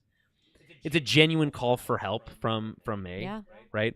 I was ready to throw away this whole Sith thing. I haven't told you that yet, but I was ready to throw away this whole Sith thing for you. And you already weren't a Jedi, so things were going to be fine. Yeah. Discounting the fact the whole murder thing, which you wouldn't have to paid for. Osha slowly returns the hug. But there's this whole element where she's like, you still were a criminal. You still killed people. Yeah. You still need to pay for your crimes. And I think that's a fair perspective. Osha can, again, carrying two thoughts at once or ideas at once. Definitely. I can love you as my sister, but you're still a criminal. Yeah, you still did awful things. You're still a bad person. Yeah. Anyway. And then we say we both survived. All we have is each other now, right? And we get this cool spinning shot where you see both their faces, and you can like, oh look, they really are twins in the same shot, right? So some good whatever work they did there in special effects. We get this one Osha sheds a tear, right? Moment. She accuses her of being a criminal, had to pay for her crimes. She's planning on arresting her. You followed a false master. So did you, right? She's like talking about Soul and the Jedi. May wants her to leave Soul out of the conversation, believing that she saved her life. And what kind of life is that, huh? A life without purpose, without love, without family. He led you nowhere, right? So again, perspective from the Sith. I think this is a little disingenuous, right? She did have purpose when she was with the Jedi. Yeah. She could. Love is actually a part of, as Anakin rightly explains, the Jedi are supposed to love. Yeah. That's the whole. He kind of manipulates that whole thing for his own gain, but yeah. But for this purposes, we'll use that as evidence. And it says, so without family, and she rightly points out that the Jedi were her family, right? And she did leave the Jedi Order, so you could argue that she did get led nowhere. So that's fair enough there. But anyway. And then May force pushes her, knocking her out because she's so easily knocked out. And then you get that you never could block, which of course we saw in episode 3. Yes. May takes a fallen yellow saber from one of those, I think one of the human Jedi. Yeah. Makes a big show of this. I think it's like this big dramatic moment where she cuts her hair. Yeah. Told you she had really long hair at the back. And it finally paid off. Yeah. Right? And we get this like look the same now. Female choral music here, kind of like a reverse of something similar to what we heard in episode 3 with the witches, and also a little bit like a callback to the choral music of Revenge of Duel of the Fates. So I like that. We see Pip's head fall from the forest floor. So that's anything you want to say about May and Osha here before we get to that? No. Sorry. We'll both take a sip of Yeah, water I at the just same time. fully Went down the choked, wrong yeah. way. Yeah. But no, I mean, obviously, it's like I feel like May's whole thing has just been, even from when she was a kid, was trying to get OSHA back to her, trying to get her, like, Yes. pull her in. And OSHA still is pushing her away because she's like, extra, like, you've just murdered, like, a bunch of people. Like, I can't. They like, both have. That They both there's have a good. push-pull between the two of them, right? They both have valid points. Yeah, I no, feel they like. do. They absolutely do. Less so, like May's perspective before was like just love being a twin with me. Yeah, yeah. And like she still kind of has that Yeah, now perspective, she's but like, there's "Hey, a little bit more well, to it than like, that. I'll now. leave the Sith, you leave the Jedi. Let's just like be twins and like just Yeah. like have like we're family, right?" So Right. I totally understand where she's coming from. But then yeah, like she's just like, "Well, if you're not gonna, then I'm just gonna have to figure this out for you." Yeah. And so what's her plan here? I mean, I guess infiltrating the Jedi, but like I don't really know what her plan To is. what Like, end? Like, what is she gonna kill Saul? But I mean, I don't know if she still wants to kill him or not. Maybe it's an opportunity to get like insight into Moshe's perspective. Yeah. That would be very mature of her. I mean, yeah. In an underhanded way. Yeah. Also, you feel like Saul would be able to. I feel like he does look a little confused. Yeah. He was knocked out or whatever, but like you should be able to sense Yeah. that you're a Padawan Yeah. versus their twin. But I guess maybe that's the power That's of twins. part of it. Yeah, probably.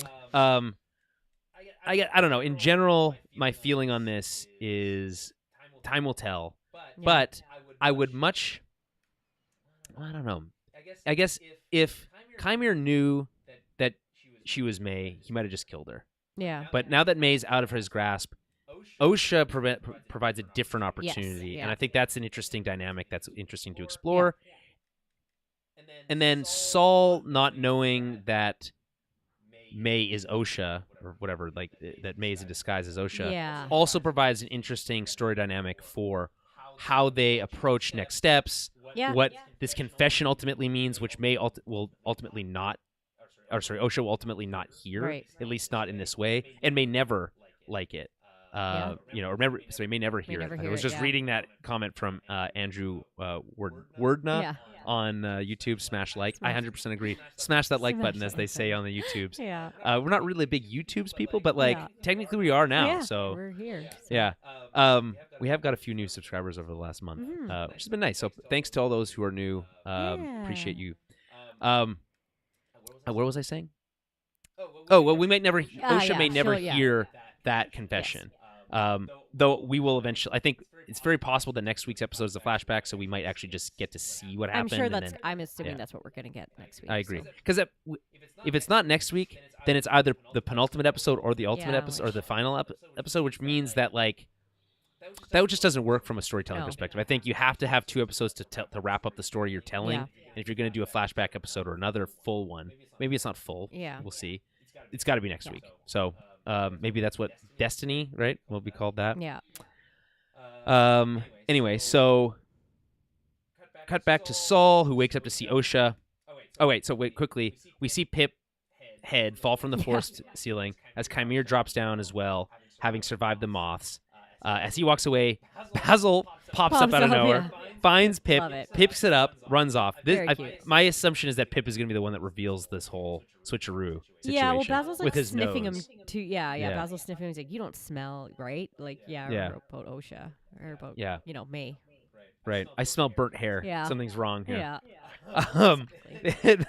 So anyway, it's nice to know that Pip is not down for the count. Yes. So despite all the deaths, Pip is not one of them. Mhm. So thank God, because we can't handle No. the dog dying.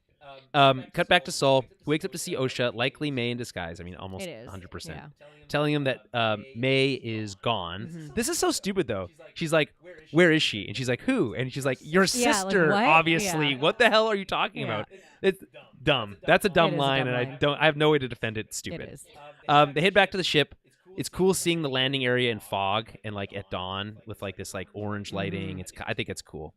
Aboard the ship, we see Basil has followed them, but he's like holding Pip and like kind of like He's sniffing holding him, back. sniffing the Yeah, air. he's Yeah. curious. Back with Chimere and the Master, or / the Master. He's retrieving his helmet. He finds OSHA. Mhm. She appears to have a wound on her side. Again, our assumption is it happened when Yeah. when she put the light in his back pocket. Mhm. And he force heals her. Yeah. I didn't notice that he healed her, but Yeah. Isn't that crazy? Yeah. So So he's that's like, wild. yeah. Right?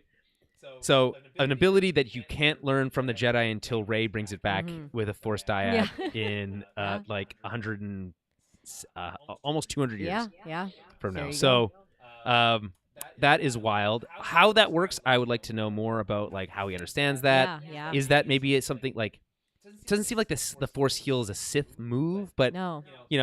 The mind trick also doesn't really feel like a Jedi move either. That's So the lightning though definitely feels like a Sith move. Absolutely it is. Yeah. Anyway, he heals her wound. He says at this while he's doing this, "What extraordinary beings we are." This reminds me of Yoda's line, "What luminous beings we are." Right? Yeah, actually, yeah. And so like this gives this character like ultimately a lot more depth, even in this last moment here. Yeah. Even in the revelation of our triumph, we see the depth of our despair. It's so weird because we haven't heard any dialogue, anything like this for the entire series so far. I don't want to unpack it too much. I think really what he's saying here is, again, I think that the connection to what luminous beings we are, to the Yoda line with what extraordinary beings we are, is both about him healing her, but also her surviving, and also the coincidence of her being Osha, not May, and that like that being like, wow, how interesting the Force works, right, and through us, right, and then even in the revelation of our triumph. So he's saying, even despite having killed all these Jedi and having succeeded in doing so, we see the depth of our own despair, right? How these small moments can break our heart. Or this feels like a little bit more complex than I feel like we have time for right now. But I just think it's fascinating to see this character we haven't seen this side of. And so being able to maybe have him interact with Osha next week and be able to explore that dynamic a bit more it's going to be interesting. Really cool. And I think he 100% knows it's her. Like he knows it's Osha. Well, yeah, because we get that like really strong shot of her tattoo and everything. The way he covers her up, like he's just going to take her for sure. And, So he's got a bargaining chip. Yeah, exactly. And he knows that he can get to May with Osha too. So what do you what do you mean? What do you think he means by the depth of his despair? I honestly don't know. I don't know if he means like the despair of like his learner like betraying him, and right? he's, like, yeah, seeing that's fair. her twin sister. So he's just like, oh, I've triumphed here, but now I'm looking at you, and all I'm thinking of is like I want to say Padawan, but my apprentice, my acolyte, but something like that. But it's probably a little bit more than that, a little more in depth, I think. Yeah, I mean, there's a possibility that like he's looking at this as not entirely a triumph at all. Yeah. Like he killed some Jedi, which is a triumph, right? But he didn't get what he wanted. Not the triumph, right? Yeah. And that he's in despair because he ultimately lost this in some degree. Oh yeah, I don't know. Because he doesn't have the right twin, so he's right. Like, So it's interesting. I don't know. We'll be curious to see how we unpack that more. Anyway, we see Osha's tattoo as he places the cloak over her as if it's a blanket. We've seen a caring side to Chimera a few times. Yeah. This is interesting. It's just not something we're used to seeing from the Sith. So, like you said, he likes to collect people. So here's one more person he can kind of like manipulate and collect and whatever. So yeah, absolutely true. And then we cut to credits. And that is all. So good. Long episode. Yeah. We've been recording for.